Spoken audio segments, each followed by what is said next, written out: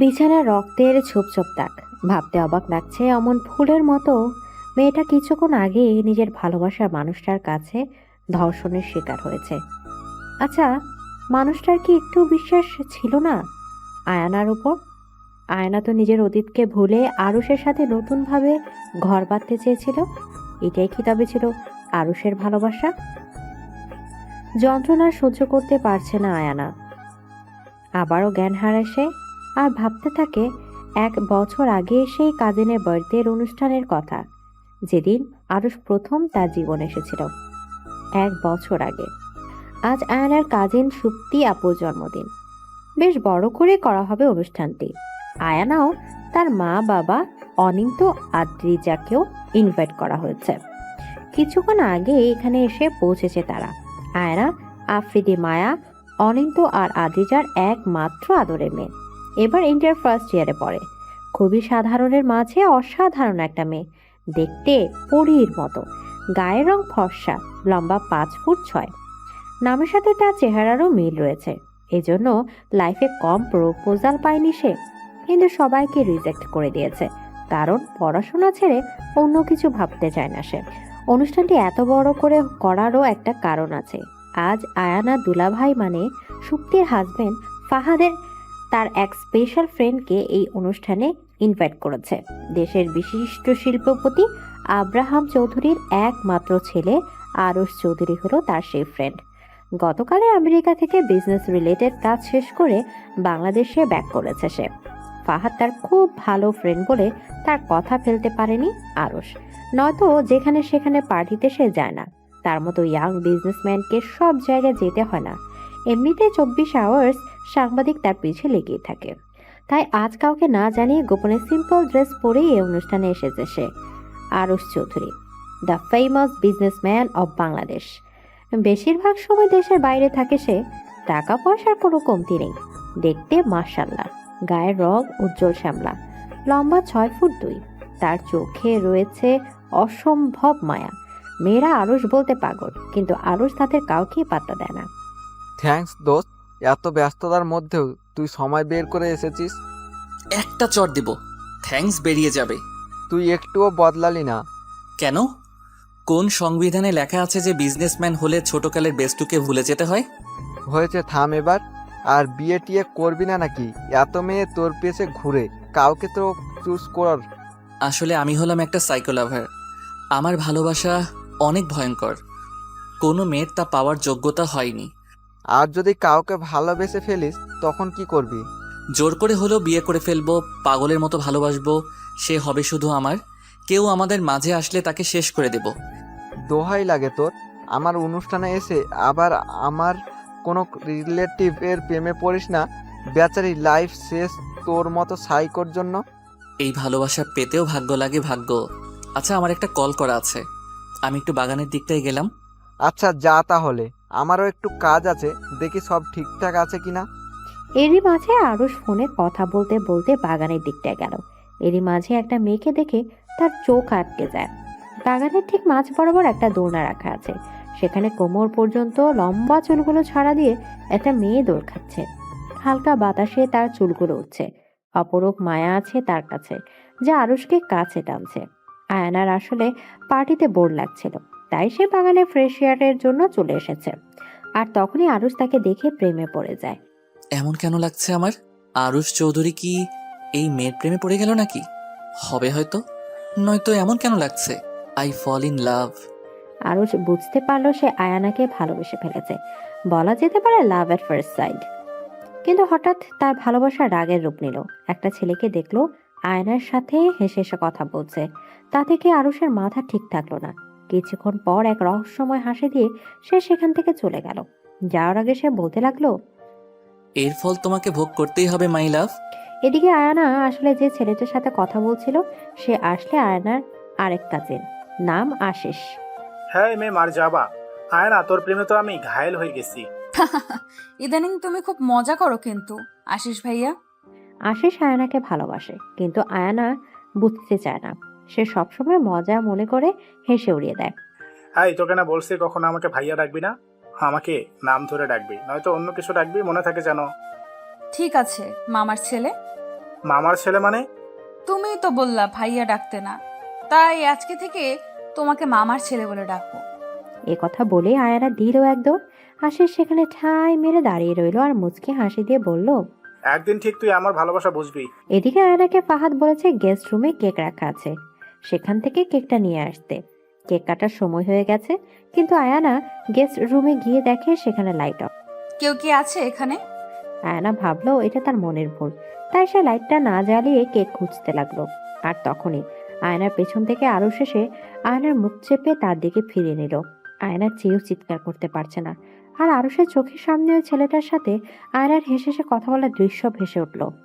নিজের রাগকে কন্ট্রোল করতে না পেরে সে আয়নার ঠোঁট জোড়া নিজের আয়ত্তে নিয়ে নিল।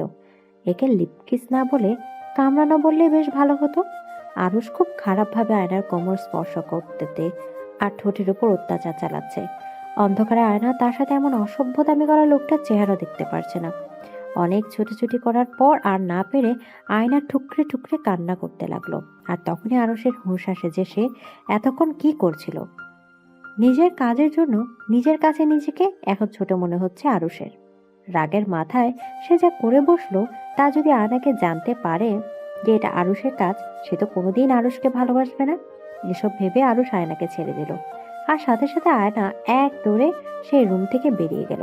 আর তখনই পার্টিতে সবাই খুব আনন্দ করছে, কিন্তু সবার মাঝে যে সবচেয়ে বেশি এক্সাইটেড ছিল এই পার্টি নিয়ে সেই এখন চুপচাপ। আয়ানা কিছুতেই পার্টিতে নিজের অ্যাটেনশন দিতে পারছে না। ওর মাথায় বারবার শুধু ওই রুমের কথা ঘুরপাক খাচ্ছে। ফ্ল্যাশব্যাক, তখন সেই অচেনা লোকটি আয়নাকে ছেড়ে দিতেই সে দৌড়ে বাইরে চলে আসে আর ধাক্কা খায় ফাহাদের সাথে। আরে শালিকা, কি হলো আবার? তোমাকে এমন কেন লাগছে? ভাইয়া ওই রুমে কে যেন আছে। মানে, তোমাকে না আমি কেক আনতে পাঠিয়েছি, ওখানে তো কেউ নেই। আচ্ছা চলো গিয়ে দেখি।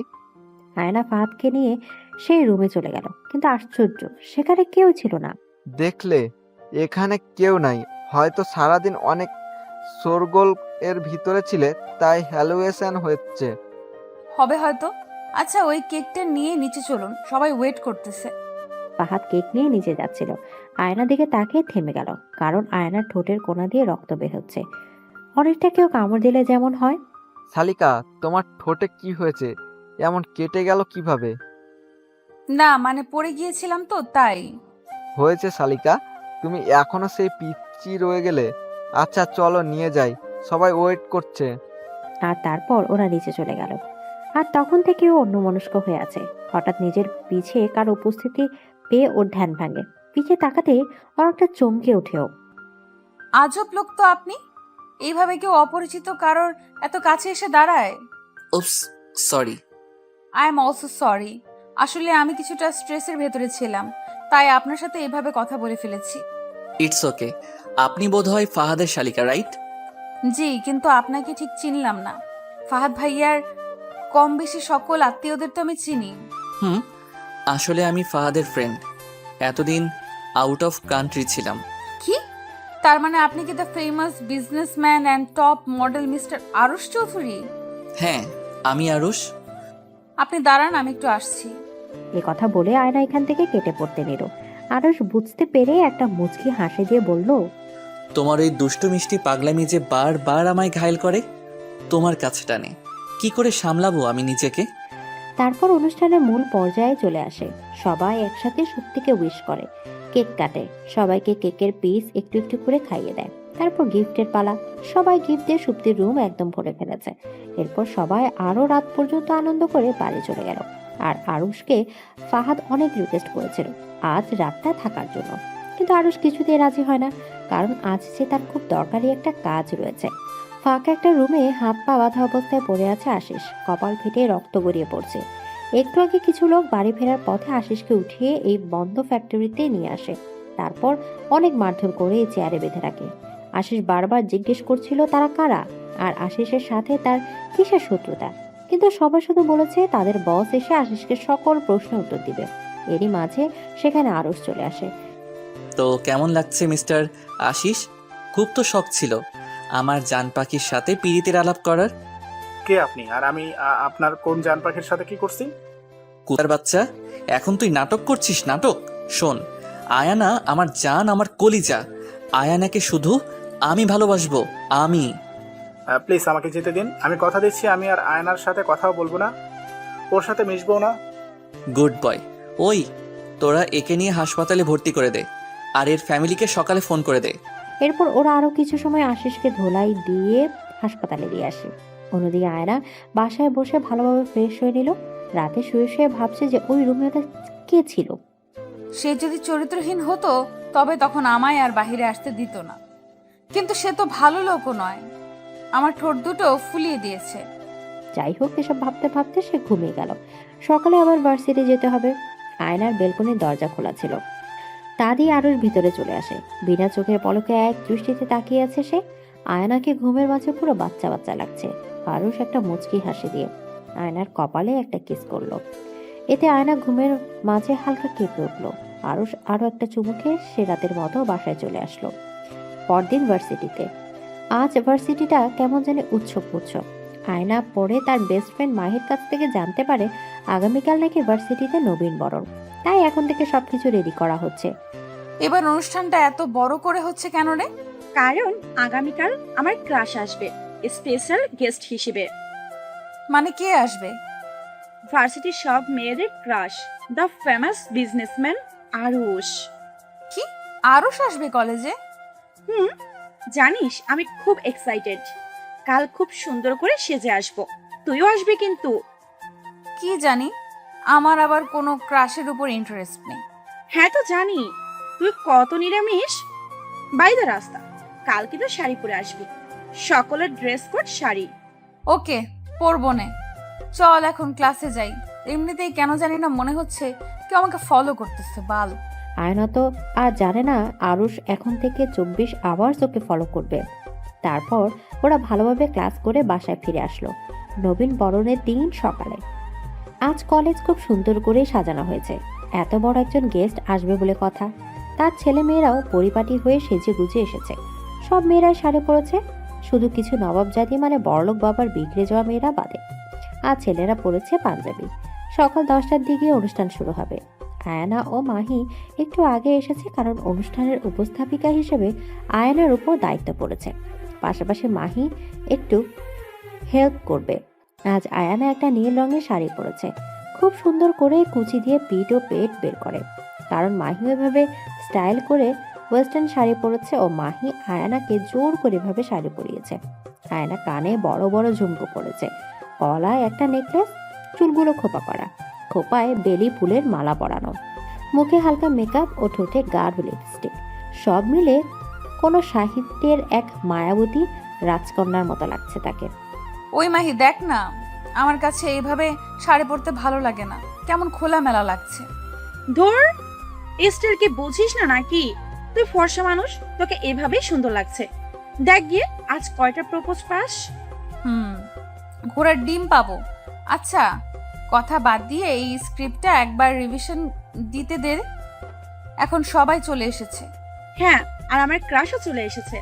দেখ, গেট দিয়ে কত বড় একটা গাড়ি ঢুকেছে, আর সব মেয়েরা কিভাবে গিয়ে ধরেছে তাকে। মাহির কথা শুনে আয়ানাও গাড়ির দিকে তাকায়। ভেতরে আরশ বসা, খুব সুন্দর লাগছে ওকে আজ। সব মেয়েরা যেন পাগল হয়ে যাচ্ছে। আজ আরশ একটা নেভি ব্লু কালারের ভেতর একটা পাঞ্জাবি পরেছে, তার উপর ব্ল্যাক শেরওয়ানি, নিচে ব্ল্যাক পায়জামা, ব্ল্যাক শু, হাতে ব্র্যান্ডের রোলেক্স ঘড়ি, চুলগুলো একপাশে সাইড করা। তুই বসে বসে তোর ক্রাশকেই দেখতে থাক, আমি গেলাম স্টেজে। তারপর আয়না মাহিকে দেখে স্টেজে উঠে পড়লো। তারপর সকলকে সালাম দিয়ে এক এক করে সকল অতিথিদের শুভেচ্ছা জানালো। আরও শুধু দু চোখ ভরে আয়নাকে দেখছে। কি অপরূপাই না লাগছে ওকে শাড়িতে। লোকে ঠিকই বলে বাঙালি মেয়েদের শাড়িতেই মানায়, কিন্তু আরুষের এই হাসি খুশি ভাবটা বেশিক্ষণ থাকলো না। মুহূর্তে তা রাগে পরিণত হলো। এর আবার যথেষ্ট কারণও রয়েছে। একে তো আয়ানাকে দেখার অধিকার শুধু আরুষের আছে, আর কারণে তবু আয়ানা এভাবে নিজের শরীর দেখে শাড়ি পরেছে। তার উপর অনুষ্ঠানে আসা সব ছেলেরা হা করে তাকিয়ে আছে আয়ানার দিকে, তার চোখ দিয়ে গিলে খাচ্ছে। আরুষ খুব কষ্টে নিজের রাগ কন্ট্রোল করে ব্যর্থ চেষ্টা চালালো। যত যা হোক, সে হলো স্পেশাল গেস্ট, অন্তত অনুষ্ঠানের অর্ধেক সময় পর্যন্ত তাকে এসব সহ্য করতে হবে। পরে সে আয়নাকে তার কৃতকর্মের সাজা দেবে। এদিকে আয়না খুব সুন্দরভাবে উপস্থাপন করছে। বিভিন্ন বিভাগের ছাত্রছাত্রীরা নানা খেলা ও নাচ গানে অংশ নিয়েছে। এভাবে অনুষ্ঠানে প্রায় অর্ধেক সময় কেটে যায় ও মাঝে একটা বিরতি আসে। আয়না তার শাড়ির কুচি ঠিক করতে করতে স্টেজের পেছনের রাস্তা দিয়ে বাইরে যাচ্ছিল। এই সময় দিকটা একটু নীরব, তেমন মানুষজন নেই। যখনই আয়না ভাঙা ক্লাসরুমটার পাড়ে দিয়ে যাচ্ছিল, তখনই পেছন থেকে দুটি হাত তাকে সেই ক্লাসরুমে টেনে নিয়ে যায়। আয়না যেই না চিৎকার করতে যাবে, দেখে আরুষ তার মুখ চেপে ধরেছে। আয়না ভীষণ অবাক হয় আরুষের এই ব্যবহারে, আবার আরুষের রাগী চেহারা দেখে ভয়ও পেয়ে যায়। কি সমস্যা তোমার? নিজের শরীর দেখানোর খুব শখ, তাই না? মানে? এখন তুই বাচ্চা হয়ে গেছিস। কি দরকার ছিল এভাবে শাড়ি পরে আসার? তোর উপর শুধু আমার অধিকার আছে, আর কারো না, বুঝেছিস? মানে এসব কি বলছেন আপনি? আর আমার উপরে কিসের অধিকার আপনার? খুব টাকা আছে বলে কি যার তার সাথে অসভ্যতামি করার লাইসেন্স পেয়ে গেছেন নাকি? আমার আর কাউকে চাই না, শুধু তোকে চাই। তুই শুধু আমার, আমি তোকে। কি? আমাকে? বলুন কি? আমার তো মনে হচ্ছে ওই দিন পার্টিতে আপনি আমাকে বাজেভাবে স্পর্শ করতে চেয়েছিলেন। হ্যাঁ, ঠিক বলেছিস, ওটা আমিই ছিলাম। আর আমি এমন কেন করেছিলাম জানিস? কারণ তুই একটা ছেলের সাথে হেসে হেসে কথা বলছিলি, খুব আলগা পিরিত দেখাচ্ছিলি। ছি, আপনি এত খারাপ ভাবতে পারিনি। আপনার মন মানসিকতা খুব নীচ। ও আচ্ছা, আমার এই ব্যবহারে আমি খারাপ? আর তুই যে নিজের শরীর দেখিয়ে বেড়াচ্ছিস, তার মানে কি তুই একটা পতিতা? প্লিজ আরুষ, থামুন। আপনার এই কথাগুলো আমি জাস্ট নিতে পারছি না। কেন? তুই তো আমার খারাপ রূপটা দেখতে চাইলি, এবার দেখ। খুব শখ না তোর খুলে খুলে চলাফেরা করার? তোর ইচ্ছাটা আমি পূরণ করে দিচ্ছি। এ কথা বলে একটা হ্যাচকা টান দিয়ে আরুষ আয়নার পুরো শাড়িটা খুলে ফেলল। আর আয়নার ফর্সা শরীরটা খুব বাজেভাবে দেখা যাচ্ছে, কিন্তু আরুষের বাকি ছেলেদের মতো সেদিকে কোনো নেশা নেই। সে তো শুধু আয়নাকে শাস্তি দিতে চেয়েছিল। কিন্তু আয়নার কান্নায় আরুষের রাগ ভাঙে। সে আয়নার কাছে গিয়ে চুপ করে বসে পড়ে। আয়না নিজে দু হাত দিয়ে শরীর জড়িয়ে কান্না করছে খুব। আয়নার কান্না দেখে আরুষের বুকটা ভেঙে টুকরো টুকরো হয়ে যাচ্ছে। আরুষ আয়নার কাছে আসতে দিয়ে আয়না ভয়ে কাঁচোমুচো হয়ে যায়, কারণ সে মনে করেছিল আরুষ তার সাথে খারাপ কিছু করবে। কিন্তু আরুষ তাকে অবাক করে দিয়ে শাড়ির আঁচলটা আয়নার বুকের ওপর পেঁচিয়ে দেয়, আর নিজের হাত দুটো আয়নার গালের উপর রাখে, আর অনেকটা ইমোশনাল হয়ে বলতে লাগে, আমি জানি আমি যা করেছি তাতে তোমার কাছে আমি পৃথিবীর সবচেয়ে নিকৃষ্ট ব্যক্তি, কিন্তু বিশ্বাস করো, আমি চরিত্রহীন নই। আমি তোমাকে খুব ভালোবাসি আয়না, কিন্তু বাকি 8-10টা ছেলের মতো নিজের ভালোবাসার মানুষের সামনে নিজের ভালোবাসার মনের কথাগুলো বলতে পারি না। জানো কেন? 8 বছর বয়সে আমার মা মারা যায়। বাবা তখন আরেকটা বিয়ে করে অন্য দেশে চলে যায়, আমার নামে সব সম্পত্তি লিখে দিয়ে। কিন্তু টাকায় কি মানুষকে সুখ দিতে পারে বলো? যেই বয়সে সন্তানরা মায়ের আঁচলের ছায়ায় বড় হয়, সেই বয়সে আমি অনাথ হয়ে গেছি। আমার দাদা আমাকে দেখাশোনা শুরু করে। সবেমাত্র কলেজের গণ্ডি পেরোতে আমার দাদাও আমাকে ছেড়ে চলে যায়।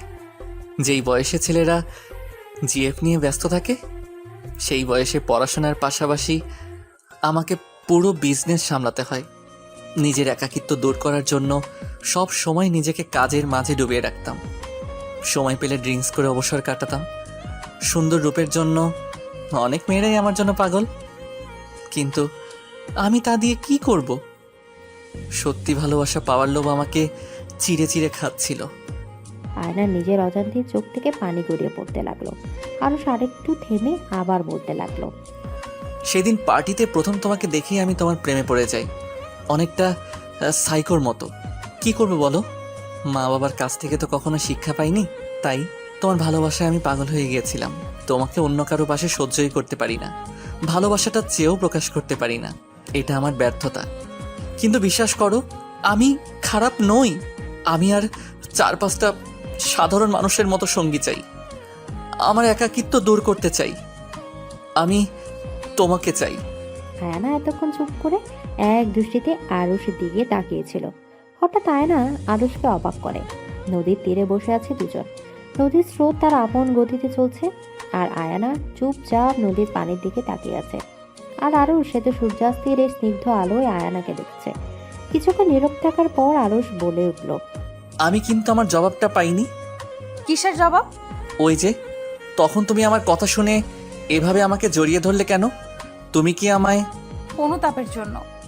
আপনার কথা না জেনে আপনাকে এত কথা শুনিয়েছি, তাই ভীষণ অনুতপ্ত হচ্ছিলাম। এর বেশি কিছু না।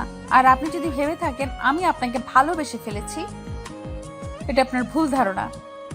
আপনি আমার সাথে যেই ব্যবহার করেছেন, সরি, আসলে তোমার পাশে কেন জানি আমি কাউকে সহ্যই করতে পারি না। বুঝলাম। বাই দ্য ওয়ে, আমি বাড়ি যাব, এমনিতেই অনেক লেট হয়ে গেছে। আয়ানা, আমি একটা রিকোয়েস্ট করব, রাখবে? চেষ্টা করব। আগামী 7টা দিন তুমি কি আমার প্রেমিকা হবে? মানে? টেনশন নিও না, আমি কখনো তোমার উপর জোর করব না আর তোমাকে বাজেভাবে টাচ করব না। তুমি শুধু 7 দিন আমার সাথে সময় কাটাবে। এতে কি হবে? আমার বিশ্বাস তুমি এই কয়েকদিনে আমাকে ভালোবেসে ফেলবে। প্লিজ আয়ানা, রাজি হয়ে যাও। এরপর কখনো তোমাকে আমি ডিস্টার্ব করব না। যদি রাজি না হই? তোমাকে নিয়মিত জ্বালাবো। তুমি যদি আমার না হও তো তোমাকে শেষ করে দেব, তারপর নিজে সুইসাইড করব। এইটাকে রিকোয়েস্ট না বলে থ্রেট বললেও পারতেন। তোমার যা ইচ্ছা ভাবো। ঠিক আছে, আমি রাজি, কিন্তু 7 দিন পরে যদি আমি আপনাকে ভালো না বাসি, আপনি কোনোদিন আপনার এই চেহারা আমাকে দেখাবেন না। দেখাবো না, প্রমিস? ঠিক আছে, আপনার 7 দিন এখন থেকে শুরু হলো। আজ তো পুরো দিন প্রায় শেষ। তো আমার ইচ্ছা। ওকে, তবু আমি হ্যাপি। চলো তোমাকে বাসায় দিয়ে আসি। আমি নিজেই যেতে পারবো। কথা বলে আয়ানা যেতে নিতেই আরুষ ওকে সোজা কোলে তুলে নিল। আয়ানা অনেক নাড়াচাড়া করলেও আরুষ ওকে নামায়নি, একদম সোজা ওর বিএমডাব্লিউ গাড়িতে নিয়ে বসালো। তুমি এখন আমার জিএফ, তাই আমি যেভাবে বলবো সেভাবেই চলবে। আরুষ একটা মুচকি হাসি দিয়ে আয়নাকে বাসায় পৌঁছে দিল। ইন দ্য নাইট আয়না বারান্দায় বসে বসে ধোয়া ওঠা গরম কফি খাচ্ছে আর আরুষের কথা ভাবছে। সত্যি ছেলেটাও লাইফে অনেক বেশি স্ট্রাগল করেছে, তাই হয়তো এত জিদি। কিন্তু একটা কথা মানতে হবে, আরুষের ব্যবহৃত রাস্তাটি ভুল হলেও ওর ভালোবাসাটা সত্যি। কিন্তু কেন জানে আয়না নিজ থেকে চেয়েও আরুষের মতো একটা ছেলেকে নিজের বিএফ মানতে পারছে না। সব মেয়েদের স্বপ্ন আরুষের মতো একটা কিউট রোমান্টিক বিএফ থাকুক, যে কিনা তাকে সাইকোর মতো ভালোবাসবে। কিন্তু আয়ানা এমন কাউকে পেয়ে তো হঠাৎ ও খেয়াল করলো ওর পিছে কেউ দাঁড়িয়ে আছে। আ এই চুপ। আমি আপনি এত রাতে এইখানে কেন? নিজের জিএফকে দেখতে আসলাম। যান এখান থেকে, আম্মু দেখলে আমি শেষ। আগে এটা ধরো। এত চকলেট কেন? কারণ আমি জানি তুমি চকলেট কত লাইক করো, তাই আনলাম। এটা রাখো, আমি চলে যাব পাক্কা। দিন, রাখছি। হ্যাপি? এবার চলে যান। আরও যেতে নিয়ে হুট করে আয়নার কাছে চলে আসলো, কপালে একটা চুমু দিয়ে দিল এক লাফ। আসলে নিচে আরুষ আগে থেকে সব রেডি করে রেখেছিল যেন পড়ে না যায়। পাগল। দ্য নেক্সট ডে কলেজে ঢুকেই যে আয়ানাকে এমন পরিস্থিতিতে পড়তে হবে ভাবতে পারেনি। এত কম সময়ে এত সুন্দর করে ভার্সিটিতে এসে এত বড় সারপ্রাইজ পাবে তা কখনোই ভাবতে পারেনি আয়ানা। আরুষ মাত্র এক রাতে এত অ্যারেঞ্জমেন্ট করলো কিভাবে? কলেজের গেটটা খুব সুন্দর করে লাভ বেলুন দিয়ে ভরা, তার মাঝে লেখা আরুষ আয়ানা। আয়না এসব দেখে মুখে রাগী ভাব রাখলেও মনে মনে ভীষণ হ্যাপি। তারপর গেট খুলে কলেজে ঢুকতে আরেক সারপ্রাইজ। অনেকগুলো মেয়ে সিরিয়ালে দাঁড়িয়ে আছে, সবার হাতে একটা করে গোলাপ আর তার সাথে একটা করে লাভ বেলুন, আর প্রত্যেকটি বেলুনে আয়নার ছোটবেলার আলাদা আলাদা ছবি। আয়না অবাক চোখে দেখছে ছবিগুলোকে। এই ছবি তো আয়নার ছোট থেকে বড় হওয়ার স্মৃতিগুলোকে তাজা করে দিচ্ছে, কিন্তু এত সুন্দর করে ছোটবেলার ছবিগুলো আরুষ পেল কোথায়? যাই হোক, আয়ানা সামনে এগোচ্ছে আর সবাই ওকে তাদের হাতের বেলুনওয়ালা ছবিগুলো দিচ্ছে। তারপর আয়ানা হ্যাপি মুডে সেই বেলুনগুলো নিয়ে ক্লাসে চলে গেল। ক্লাসে যেতেই মাহি ওকে গিয়ে ধরলো। কি রে, তোর হাতে এগুলো কি? মুড়ি খাবি? দিমু না।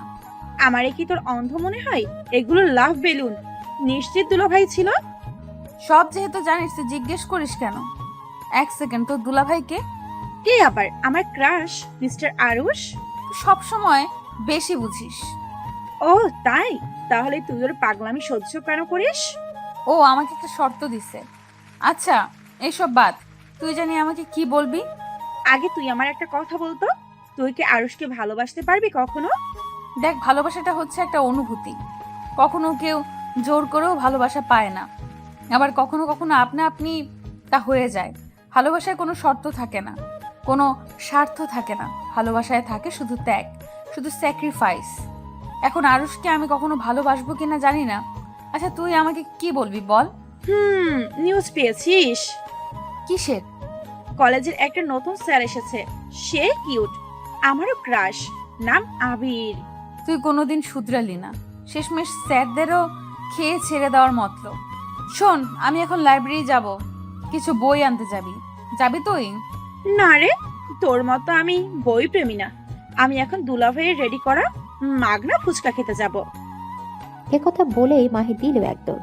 আয়না বুঝতে পেরেছে যে আরুষ আশেপাশে সব ফুচকা ও রেস্টুরেন্টে আয়ানা ও তার ফ্রেন্ডসদের জন্য বুক করে রেখেছে। আয়ানা আর কিছু না বলে লাইব্রেরি চলে গেল বই আনতে। আয়না সিঁড়ি দিয়ে নিচে নেমে যায় না লাইব্রেরির দিকে পা বাড়াবে, অমনি একটা ছেলের সাথে ধাক্কা খেয়ে নিচে পড়ে গেল। আয়না তো রেগে ফায়ার। ইউ স্টুপিড বয়, চোখে দেখতে পার না নাকি? মেয়ে দেখলে গায়ে পড়তে ইচ্ছা হয়।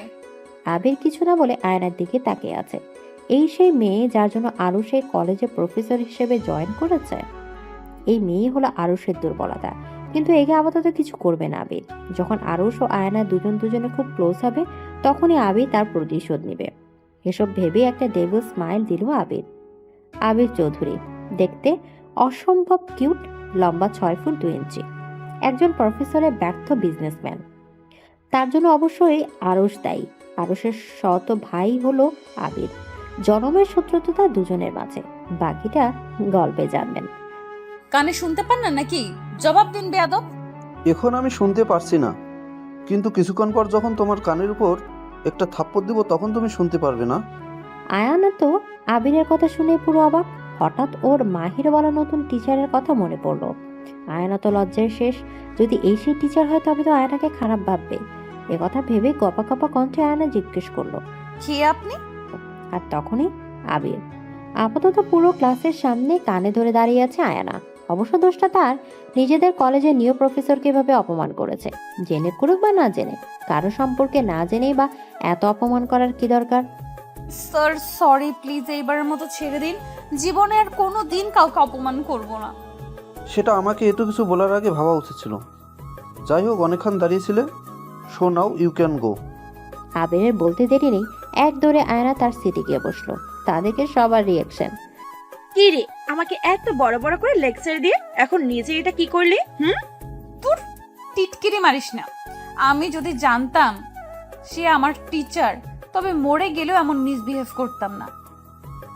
এভরিবডি অ্যাটেনশন প্লিজ, সবাই আজকে নিউ লেসন বের করো। তারপর সবাই যথারীতি ক্লাস করলো। সারাদিন ক্লাস করে বাসায় এসে আয়ানা একটা লম্বা শাওয়ার নিয়ে টাওয়াল পেঁচিয়ে বের হলো। আয়ানা দাঁড়িয়ে আছে আয়নার সামনে আর কথা বলছে নিজের সাথে নিজে। কি আছে রে তোর ভেতরে আয়না, যে এত মেয়ে থাকে আরুষের মতো স্পেশাল কেউ তোকেই চুজ করলো? আচ্ছা তুই বা এত কেন ভাবছিস আরুষকে নিয়ে? আবার প্রেমে টেমে পড়লি নাকি? এসব ভাবতে ভাবতে আনমনে হেসে উঠলো আয়ানা। তখনই ওর ফোনটায় একটা মেসেজ আসলো আননোন নাম্বার থেকে। আয়ানা মেসেজ দেখে পুরোই শকড। সেখানে লেখা ছিল, বুঝলাম আমার প্রেমে পড়েছ, তাই বলে এভাবে টাওয়েল পেঁচিয়ে আর কতক্ষণ দাঁড়িয়ে থাকবে?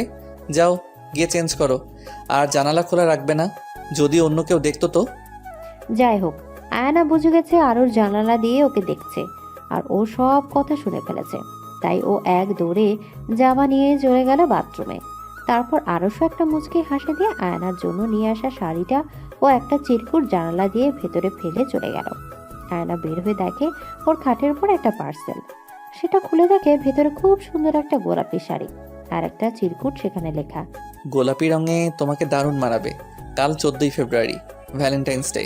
আমার জন্য অবশ্যই তোমার সাথে কাটানো প্রতিটা দিনই সমান। তবুও কাল একটু শাড়িটা পরে সেজে বাড়ির সামনে মেইন রোডটা এসো, তোমাকে নিয়ে একটা জায়গায় যাব। আয়না চিরকুটটা দেখে মুচকি হাসলো আর বলল যেন কাল সকালটা তাড়াতাড়ি চলে আসে। The next day. আজ সকালটাই যেন একটু অন্যরকম। আজ আয়না একদম সকাল বেলায় ঘুম থেকে উঠে ফ্রেশ হয়েছে। আয়নার মা জিজ্ঞেস করেছিল যে আজকে কোথায় যাবে। আয়না বলেছে সে মাহির কাছে যাচ্ছে অ্যাসাইনমেন্ট করার জন্য। আর শাড়ি ও মেকআপ আয়না তার ব্যাগের ভিতর ভরে নিয়েছে।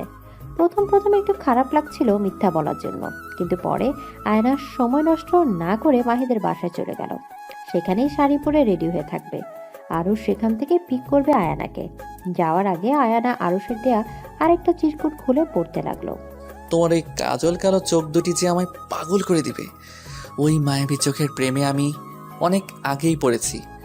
কাল আবার পড়তে চাই প্রিয়।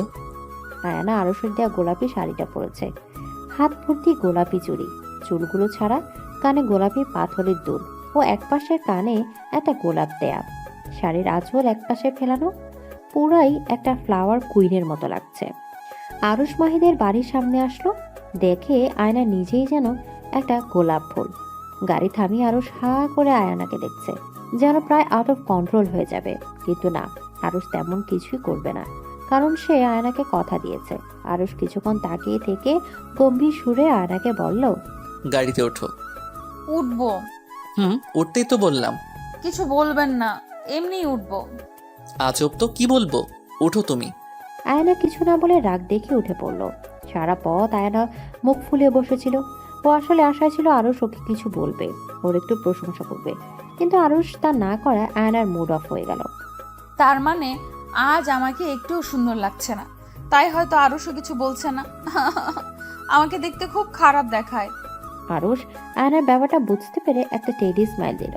নির্দিষ্ট জায়গায় এসে আরুষ আয়নার চোখ একটা রুমাল দিয়ে বেঁধে দিল। আয়নার একটু ভয় ভয় করছে। তখনই আরুষ আয়নার পাশে গেট খুলে দিল আর আয়নাকে নামতে বলল। আমরা এসে গেছি, নামো। আয়না আরুষের কথা মতো গাড়ি থেকে নামলো। আরুষ সাথে সাথে ওকে কোলে তুলে নিল। কিছু দূর হাঁটার পর আরুষ আয়নাকে নিচে নামিয়ে চোখ খুলে দিল। আয়না আস্তে আস্তে ওর চোখ দুটো মিলল। আয়না হা করে তাকিয়ে আছে। এমনিতেই আজ আকাশ একটু মেঘলা। খোলা আকাশের নিচে একটা সুন্দর আঁকাবাঁকা নদী, নদীর তীরে ঘেঁষে বানানো হয়েছে একটা ছোট্ট বাগান। পাশে একটা টেবিল, যা গোলাপি রঙের ফুল দিয়ে সাজানো। টেবিলের দু পাশে দুটো চেয়ার, উপর থেকে ফুলের ছাউনি। টেবিলের উপর একটা ক্যান্ডেল জ্বালানো, তার চারপাশে ছোট ছোট মোমবাতি জ্বলছে। আকাশ মেঘলা হওয়াতে চারপাশে হালকা অন্ধকার, যেন সেই সকালের সন্ধ্যার ফিলিংস দিচ্ছে। আর মোমবাতির আলো যেন কোনো স্বপ্নের রাজ্যে হারিয়ে নিয়ে যাচ্ছে আরুষ আর আয়নাকে। ওয়াও, কি সুন্দর জায়গা। থ্যাংক ইউ সো মাচ আমাকে এত সুন্দর একটা জায়গা উপহার দেওয়ার জন্য। সুইটার, জায়গাটা সুন্দর, কিন্তু তোমার থেকে কম।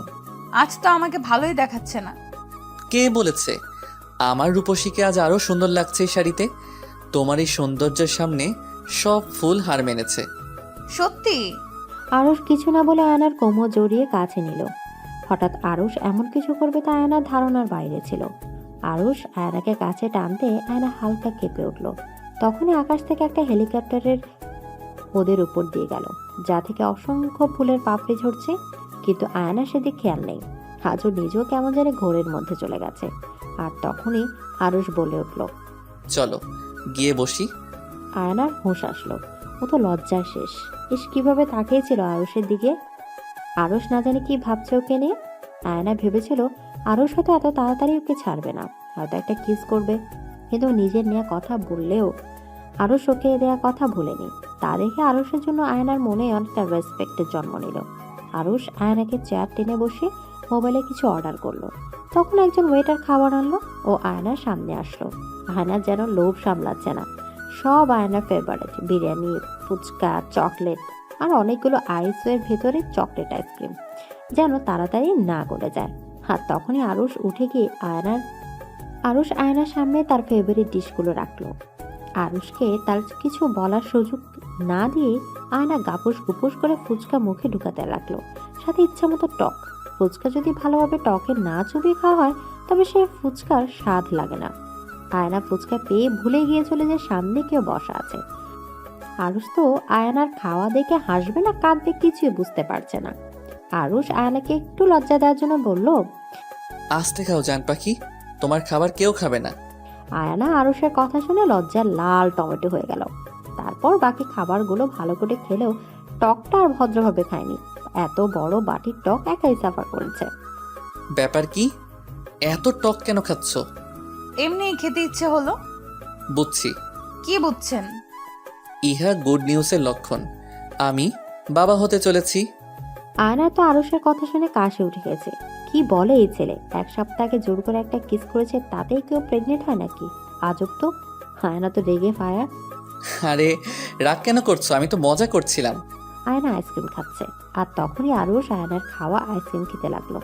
আমারটা কেন খাইলেন? আরো কত আইসক্রিমই তো আছে। না মানে আসলে তুমি যেভাবে মুখে মেখে খাচ্ছ আমার তো অন্যভাবে খেতে ইচ্ছে করছিল, তাই ওই ইচ্ছাটা এভাবে পূরণ করলাম। তোর তো খাওয়া তো শেষ, এবার চলেন তাহলে ম্যাডাম, কোথায়? For dancing. আরুষ আয়নার সামনে হাঁটু গেড়ে বসে পড়লো আর ডান্সের জন্য প্রপোজ করলো। The beautiful lady, will you can be my dance partner? Yes. Ayna আরুষের বাড়িয়ে দেয়া হাতটা ধরল। আরুষ খুশি মনে আয়নাকে বাগানের উপর পাশে একটা সুন্দর জায়গায় নিয়ে গেল। সেখানে ওরা ডান্স করবে। তখনই একটা গান বেজে উঠল, আয়নার ফেভারিট সং। আরুষেরও বেশ পছন্দ। গানের সাথে আরুষ আয়না দুজনেই নিজেকে কম্পেয়ার করছে ও নাচছে। ঠিকই তো, আয়নার জন্য আরুষ কত পাগল, অথচ আয়না বুঝেও বুঝে না। গানটি হলো तुमको पाया है तो जैसे खोया हूँ कहना चाहूँ भी तो तुमसे। আরুষ যেন নিজের মাঝে এক ঘোরের মধ্যে চলে যাচ্ছে। এক দৃষ্টিতে চেয়ে আছে সামনের গোলাপি পরিটার দিকে। এবার আরুষ নিজের আয়নাকে একটা গান শোনাবে বলল। আয়না বলে, আপনি গান গাইতে পারেন? একটু ট্রাই করি, শোনো। ওকে। আগে কত বৃষ্টি যে দেখেছি শ্রাবণে জাগেনি তো এত আশা ভালোবাসায় মনে। গান শেষে আয়না জোরে জোরে হাততালি দিয়ে বলল, আরে বাহ, আপনি তো খুব ভালো গান গাইতে পারেন। এটা মনে হয় আপনার মেয়ে পটানোর প্রধান টিপস। তাই হয়তো এত মেয়ে আপনার জন্য পাগল। এত লাভার দিয়ে কি করব যদি আমি যার জন্য সাইকো লাভার হলাম সেই যদি পাত্তা না দেয়? আপনি তো চাইলে অনেক ভালো মেয়ে পেতে পারেন। আমার অত ভালো মেয়ে চাই না, শুধু একজনকে চাই, আমার ওই একজন হলেই হবে। আয়না আর কিছু বলল না। হঠাৎই বৃষ্টি শুরু হয়ে গেল। আরুষ তো এক দৌড়ে পাশের একটা ভাঙা ছাউনির নিচে গিয়ে দাঁড়ালো। বারবার আয়নাকে ডাকছে, কিন্তু আয়না তো বৃষ্টি বলতে পাগল। ও আরও বাগানের মাঝে গিয়ে দুহাত মেলে চারপাশে ঘুরছে আর খুশিতে আত্মহারা হয়ে পড়েছে। আর তখনই প্রবল বৃষ্টিতে আয়না ভিজে একাকার। দুহাত মেলে আয়না বৃষ্টিতে ভিজছে আর হাসছে। আরুষকে এক ধ্যানে তাকিয়ে আছে আয়নার দিকে। জর্জেটের পাতলা শাড়িটা বৃষ্টিতে ভিজে পুরো শরীরের সাথে লেপটে গেছে, কিন্তু আরুষের সেদিকে কোনো খারাপ নজর নেই। সে তো আয়নার মিষ্টি হাসি দেখে ব্যস্ত। আয়নার এতক্ষণ খেয়াল না থাকলেও এখন সে বেশ বুঝতে পারছে সে যে কত বড় বাচ্চামো করে ফেলেছে। আরুষ তো আয়নাকে দেখতে দেখতে একদম কাছে চলে এসেছে। আর তখনই আয়নাকে পেছনে ফিরতেই তার চুলের পানি দিয়ে আরুষের মুখের অবস্থা 12টা বেজে গেছে। আর আরুষও এই প্রথম বৃষ্টিতে ভিজেছে। আয়না দূরে যেতে নিলে আরুষ ওকে জড়িয়ে ধরল। আয়না নিঃশ্বাস যেন বেরিয়ে গেছে। আর তখনই আরুষ নিজের অজান্তে আয়নার কপালে একটা কিস করে বসলো। আয়নাও কিছু বলছে না বলে আরুষ ভেবেছে হয়তো আয়না রাগ করেছে। এভাবে সেখান থেকে চলে আসতে নিলেই আয়না আরুষকে কাছে টেনে নিল। আরুষ তো পুরোই শক। আর তখনই আরুষকে আরো অবাক করে দিয়ে আয়না তার ঠোঁট দিয়ে আরুষের ঠোঁট পুরো দখল করে নিল। আরুষও কিছু বলছে না, এক প্রকার তাল মেলাচ্ছে। কিন্তু দুজনের হুঁশ আসতে দুজন দুজনকে হালকা একটা ধাক্কা দিল। আয়না লজ্জায় শেষ। আর তখনই আরুষ পরিস্থিতি স্বাভাবিক করতে বলল, চলো, বৃষ্টি বেড়েই যাচ্ছে, তোমাকে বাসায় দিয়ে আসি। আয়না কিছু বলল না, শুধু মাথা নাড়িয়ে হ্যাঁ সূচক নির্দেশনা দিল। আরুষ আয়নাকে গাড়িতে নিয়ে ওর বাসায় পৌঁছে দিল। গাড়ি থেকে নামার আগে আরুষ আয়নাকে একটা নাপা সিরাপ খাইয়ে দিল। আয়না মনে মনে ভাবলো ছেলেটা যেমন ভালোবাসে ততটা কেয়ারও করে। কালই আয়না আরুষকে বলে দিবে যে সে আরুষকে ভালোবাসে। শুনুন, বলবে কিছু? কালকে আমি আপনাকে কিছু বলবো। ওকে বলবে, সমস্যা নেই। কালকে তোমাকে একটা স্পেশাল জায়গায় নিয়ে যাব, সেখানে গিয়ে যা বলার বলবে। আচ্ছা। তারপর আয়না ওর বাসায় চলে গেল। মাঝপথে ড্রেস চেঞ্জ করে এসেছিল, তাই বাসায় কেউ বুঝতে পারেনি। খোলা আকাশের ছাদের এক কোণে পা ঝুলিয়ে বসে আছে আরুষ। আজ আকাশের চাঁদটা একটু বেশি সুন্দর। কাল আরো সুন্দর লাগবে দেখতে, কারণ আগামীকাল তো পূর্ণিমা। আর তার সাথে আগামীকাল হয়তো আয়নারও তার ভালোবাসার কথাটা বলবে। এসব ভাবছে আর কফির কাপে একটা করে চুমুক দিচ্ছে। অন্যদিকে আয়নাও চাঁদের দিকে তাকিয়ে আছে। দুজনেই জানে না যে তারা একই সময় একে অপরের কথা ভাবছে। তাদের অজান্তে ভাবনার সাক্ষী হয়েছে এই চাঁদটা। এখন শুধু কালকের অপেক্ষা, দ্য নেক্সট ডে। আজ আয়ানের মনটা খুব ভালো। যথারীতি আজকেও খুব সুন্দর করে পরিপাটি হয়ে কলেজে এসেছে সে। আজ কলেজ ছুটি দিলে বাসায় না গিয়ে আরুষের কাছে যাবে। এসব ভাবনার মাঝেই তৃতীয় পিরিয়ড শেষে মাহি ও আয়নার স্কুলের পেছনে গাছের তলা গিয়ে বসলো। তো বল, তোর প্রেমের কি খবর? ভালোই তো। যাক বাবা, শেষে অন্তত স্বীকার করলি যে তুই আরুষ চৌধুরীর প্রেমে পড়েছিস। এখনো ওকে বলিনি, তবে আজ বলবো। তোর কি খবর? আমার তো আর তোর মতন ভাগ্য নেই যে সাইকো লাভার পাবো, তবে একজনকে বেশ ভালো লাগে। তা কে সে? মেঘ, তার নাম মেঘ। সবচেয়ে অবাক করার বিষয় হলো সে আরুষের বেস্ট ফ্রেন্ড। তবে তো বেশ ভালোই হলো, কিন্তু তোর সাথে পরিচয় কিভাবে? সে এক লম্বা কাহিনী, পরে বলবো। মাহি ও আয়ানা কথা বলছিল, এর মাঝে সেখানে একটা মেয়ে আসলো। দুজনেই মেয়েটার দিকে তাকালো। শ্যামল বর্ণের মেয়েটার চেহারায় অনেক মায়া, পরনে খুব কম দামি একটা থ্রি পিস, দেখে খুবই সিম্পল পরিবারের মেয়ে মনে হচ্ছে। মেয়েটা কেমন যেন অসহায় দৃষ্টিতে তাকিয়ে আছে আয়ানার দিকে। আয়ানাই বলতে লাগলো, কে তুমি আপু, কিছু বলবে? মেয়েটা কিছু বলছে না, ভয়ে ওর হাত পা কাঁপছে, বারবার এদিক সেদিক তাকাচ্ছে, মনে হচ্ছে কেউ ওকে ভয় দেখাচ্ছে। আয়ানাও ব্যাপারটা বুঝতে পারলো। কিছু কি বলবে আপু? কাউকে কি ভয় পাচ্ছ? একটু সাইডে আসবেন? নিশ্চয়ই। এবার বল। দোহাই আপনার, আরুষের জীবন থেকে সরে যান। আমি চাই না আমার মতো আপনার লাইফটাও শেষ হোক। কি যাতা বলছেন? আরুষ খুবই ভালো ছেলে, আমাকে ভালোবাসে। ভালোবাসা? ওর মতো ছেলে ভালোবাসতে জানে না, ও শুধু ঠকাতে জানে। Enough is enough. অনেক শুনেছি আপনার ফালতু কথা। আর না, আপনার এসব কথার কোনো প্রুফ আছে? আছে, ও আমাকেও ঠকিয়েছে।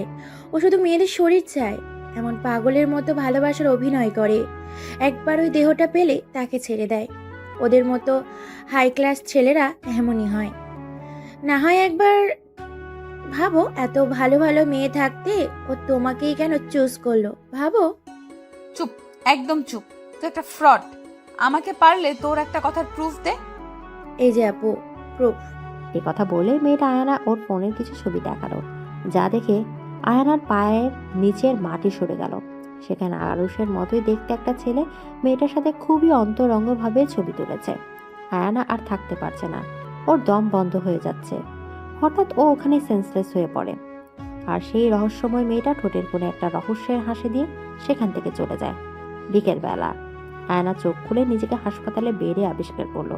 দেখতে পায় পাশে মাহি ও আরুষ বসে আছে। আরুষের মুখটা শুকনো শুকনো, চোখ দুটো ফোলা ফোলা, দেখে মনে হচ্ছে সারাদিন কিছু খায়নি। জান পাখি, কি হয়েছে তোমার? মাহি, একটু বাইরে যা। ওকে কেন পাঠালে? কি হয়েছে? থামুন। আপনার ওই নোংরা হাত দিয়ে আমাকে স্পর্শ করবেন না। মানে কি বলছো এসব? বাহ, কি সুন্দর অভিনয়। লজ্জা করে না আপনার মেয়েদের জীবন নিয়ে খেলতে? আমার আগে না জানি আরো কত মেয়ের জীবন নিয়ে খেলেছেন। আরুষ আর নিজের রাগকে কন্ট্রোল করতে পারল না, সাজরে একটা থাপ্পড় বসিয়ে দিল আয়ানের গালে। ফর্সা গালটা লাল টকটক করছে। দেখ, তোকে ভালোবাসি তার মানে এই না যে তুই যা ইচ্ছা তাই বলার লাইসেন্স পেয়ে গেছিস। আপনার মতো জানোয়ারের কাছ থেকে এইটাই আশা করা যায়। আপনি তো শুধু মেয়েদের শরীর চান। যেমন প্রথম দিন আমারটা চেয়েছেন, কিন্তু যখন তা পাননি বা পারেননি, মিথ্যা অভিনয় শুরু করেছেন। ব্যাস, অনেক হয়েছে। কে বলেছে তোমায় এগুলো? আমি তোমাকে ভালোবাসি, তোমায় বিয়ে করতে চাই। থু থু, এমন স্বপ্ন না জানি আরো কত মেয়েকে দেখিয়েছেন। কি প্রমাণ এই ছবিগুলোর? একথা বলে আয়না ও মেয়েটার দেয়া ছবিগুলো আরুষকে দেখালো। আরুষ দেখে বুঝে গেল ছবিগুলো এডিট করা, কিন্তু আরুষ তো ভাবতো আয়না ওকে ভালোবাসে, আর ভালোবাসা মানুষের প্রতি কি একটু বিশ্বাস করা যায় না? জান পাখি, বিশ্বাস করো, এগুলো সব মিথ্যে। আমি তুমি ছাড়া অন্য কোনো মেয়ের কথা ভাবতেও পারি না। আর কত মিথ্যে বলবেন? প্লিজ আমার সামনে থেকে চলে যান, আর পারলে কোনো দিনও আমার সামনে আসবেন না। এসব কি বলছো? তুমি না আমায় ভালোবাসো? আমাকে ছাড়া থাকতে পারবে? আজব তো, আমি কখন বলেছি যে আমি আপনাকে ভালোবাসি? I just hate you. আর কোনো দিন যদি আমার সামনে আসেন তো আমার মরা মুখ দেখবেন। তার আর প্রয়োজন নেই। শুধু একটা কথা মনে রেখো, ভালোবাসায় বিশ্বাস জিনিসটা খুব দরকার, খুব দরকার। এ কথা বলে আরুষ সেখান থেকে চলে গেল। আজকের পর আরুষ আর কখনো আয়নার সামনে আসবে না, জীবন্ত লাশ হয়ে বেঁচে থাকবে। হায় রে ভালোবাসা! মানুষ ভালোবাসার জন্য কি না ত্যাগ স্বীকার করে, অথচ সামান্য বিশ্বাসের অভাবে এমন অনেক ভালোবাসার গল্প অসম্পন্ন থেকে যায়। আদৌ কি কখনো ওরা দুজন দুজনের মনের কথা জানতে পারবে? হবে কি কখন ওদের ভালোবাসার জয়? আর কে সেই ষড়যন্ত্রকারী যে ওদের আলাদা করে দিল?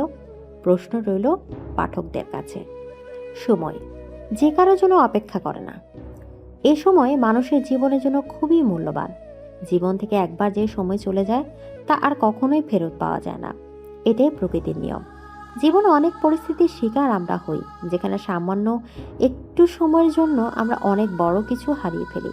কখনো বা ভালো সময়গুলো খুব তাড়াতাড়ি কেটে যায়, কখনো বা প্রিয় মানুষটার কাছ থেকে দূরে থাকার সময়টা যেন কাটতেই যায় না। 11 মাস পর আজ আরুষের সাথে শেষ দেখা হওয়ার পর থেকে 11 মাস পূর্ণ হলো। আরুষের কাছ থেকে দূরে থাকার প্রতিটা দিনই যেন আয়নার কাছে এক একটা মাসের মতো কেটেছে। নিজের অজান্তে আয়না আরুষকে অবিশ্বাস করে কত বড় ভুল করেছে তা এখন হাড়ে হাড়ে টের পাচ্ছে আয়না। সে যে আরুষকে খুব ভালোবাসতো। সেদিন আরুষ চলে যাওয়ার পর আর কোনোদিন আয়নার সাথে দেখা করেনি। তার অনেক দিন পর একটা আননোন নাম্বার থেকে আয়নার কাছে ফোন আসে। ফোন দিয়েছিল সেই মেয়েটি। সে বলে ওই ছবি সহ আয়নাকে সে যা যা বলেছে সব মিথ্যে।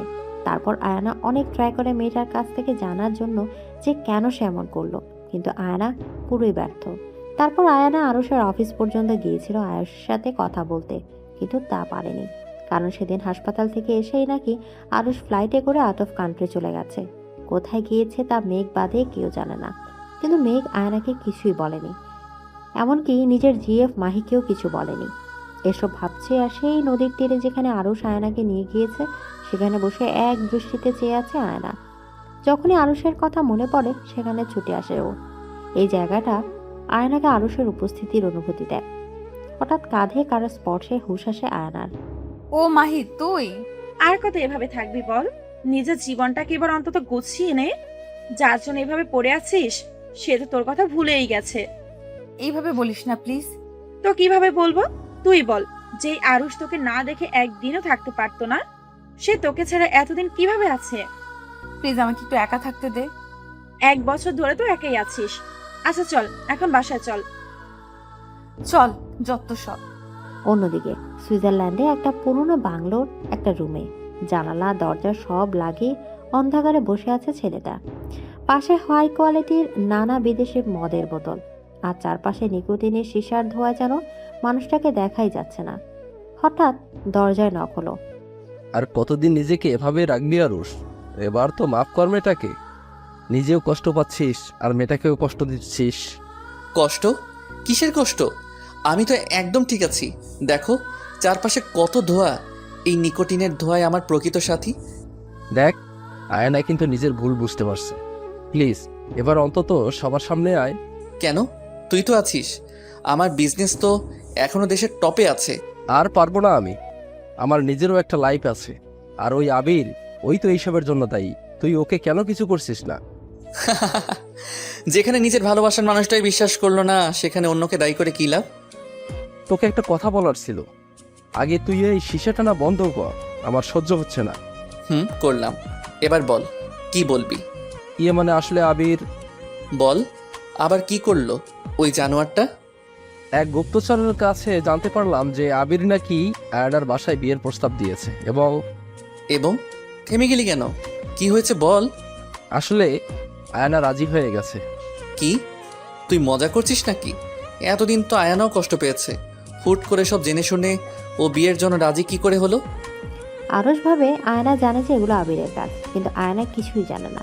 আর মেঘ যে লোকের কাছ থেকে এসব জেনেছে সে আবিরেরই লোক। এখন আবার একটা ভুল বোঝাবুঝি হলো। আয়না কখনো আরুষ ছাড়া কাউকে বিয়ে করবে না। আরুষের চোখ রক্তবর্ণের আকার ধারণ করেছে। আরুষকে এর আগে কখনো এত ভয়ানক দেখায়নি। মেঘেরও ভয় করছে। তা জানে আরুষ ভুল কিছু করে বসে। আল্লাহ জানে নতুন কোন ঝড় অপেক্ষা করছে আয়না আর আরুষের গল্পে। আয়নার মনটা আজও ভালো নেই। আজও জন্মদিন। মা বাবা একটু আগে উইশ করে গেছে। মাহি চেয়েছিল একটা পার্টি করে আয়নার মুড ভালো করবে, কিন্তু কিছুতেই লাভ হয়নি। আয়নার সবচেয়ে বড় গিফট হবে কেউ যদি ওকে আরুষ এনে দেয়। আজ আয়নার বুকটার ভেতর এক অতৃপ্ত আত্মা হাহাকার করছে। আজকে যদি আরুষের দেখা পেত আয়না। এসব ভাবতে ভাবতে বাসায় ফিরেছিল আয়না। একদিকে আরুষের কোনো খোঁজ নেই, তার উপর মা বাবা হঠাৎ করে বিয়ে দেওয়ার জন্য উঠে পড়ে লেগেছে। অনেক কষ্টে আয়না মাকে রাজি করিয়েছে যে সে বিয়ে করবে, কিন্তু আরুষ বাদে অন্য কোনো ছেলেকে না। এই জন্য একটা মিথ্যে কথা বলেছে সে। মাকে বলেছে আরুষ ওর বিয়ে এবং খুব তাড়াতাড়ি আরুষ চৌধুরী আয়নার বাবার কাছে বিয়ের প্রস্তাব নিয়ে আসবে। এসব ভাবতে ভাবতে কখন যে বাসায় ফেরার পথে জায়গার অন্য পথে পাড়ি দিয়েছে তার খেয়াল যেন একদমই নেই আয়নার। যখন বুঝতে পারলো সে ভুল পথে এসে পড়েছে তখন আবার পেছন দিকে চলতে লাগলো। দূর, আবার ধ্যানে পড়ে গিয়েছিলাম। এমনিতেই সবাইকে ট্রিট দিতে দিতে দেরি হয়ে গেছে, আশেপাশে অন্ধকার, যাই তাড়াতাড়ি বাসায় যাই। তখনই পেছন থেকে কেউ বলে উঠলো, বাহ, ভেবেছিলাম ভালোবাসা হারিয়ে কষ্টে আছেন, তা তো দেখি ভালোই দিনকাল কাটছে। এতদিন পর প্রিয় মানুষটার কণ্ঠ শুনতে পেয়ে যেন হৃদয় জুড়িয়ে যাচ্ছে আয়নার। পেছনে ফিরে তাকিয়ে দেখে এক দৃষ্টিতে আটকে যায় আয়নার। এতদিন পর সেই চেনা মুখ। ভালোবাসার মানুষটিকে সামনে পেয়ে আর যেন ঠিক থাকা যাচ্ছে না। কত বদলে গেছে ও। চোখের নিচে কালো দাগ, শুকিয়ে কাঠ হয়ে যাওয়া শরীর, দামি পারফিউমের জায়গায় মদের গন্ধ যেন মানুষটাকে বদলে দিয়েছে। আয়ানা আরুষের এমন অবস্থা দেখে কান্নায় ভেঙে পড়ে। আরুষের বলে একটু আগের সে কথা যেন একদমই ভুলে গেছে আয়ানা। ছুটে গিয়ে জড়িয়ে ধরে তাকে। আরুষ, আরুষ কিছু বলছে না। আজ কতদিন পর নিজের ভালোবাসাকে কাছে পেয়েছে। নিজের ভালোবাসার মানুষের কাছ থেকে দূরে থাকার যন্ত্রণাটা অনেক। আরুষের ইচ্ছা করছে শক্ত করে আয়নাকে জড়িয়ে ধরতে, কিন্তু আরুষ তো পারছে না। আরুষের কলিজাটা দুমড়ে মুচড়ে শেষ হয়ে যাচ্ছে। আরুষ নিজেকে শক্ত করলো, নিজেকে বুঝ দিতে লাগলো। না আরুষ, তোকে নিজেকে সামলাতে হবে। এই মেয়ে ছলনাকারী, তোকে ধোকা দিয়েছে, যার জন্য নিজের জীবনটা শেষ করে দিল, সেই তোর শত্রুকে আপন করে নিয়েছে। এর শাস্তি তোকে এই মেয়েকে দিতে হবে আরুষ। তোকে টর্চার করতে হবে, রোমান্টিক সাইকো টর্চার। এসব মনে মনে ভেবে আরুষের মায়াবী চাহনি সবার মাঝে ঘৃণার রূপ নিল। আরুষের চোখে এখন শুধু প্রতিশোধ আর ঘৃণার আগুন। ওই রাগই পারে মানুষকে ধ্বংস করে দিতে। এর আগের বসে আজ আরুষ ভুল কিছু করে বসবে। হঠাৎ আয়না বুঝতে পারলো ও চুলের মুঠিকে শক্ত করে ধরেছে। আয়না মাথা উঠিয়ে দেখে আরুষ রাগী ভাবে চেয়ে আছে আয়নার দিকে। এই কোন আরুষকে দেখছে আয়না? আরুষ কি করছো? আমার লাগছে। ইস, খুব লাগছে না? আমি তো এখনো কিছু করলামই না, এখনই লাগছে। ইস, কি সব বলছো আরুষ? এতদিন পর তোমাকে কাছে পেয়েছি, কত কথা বলার আছে তোমাকে, আর তুমি তাই তো, এতদিন পর দেখা হয়েছে, তাই তো ভালোবাসার দাম নিতে এসেছি। কি বলছো? আমি কিছুই বুঝছি না। ভালোবাসার আবার দাম হয় নাকি? হয়তো।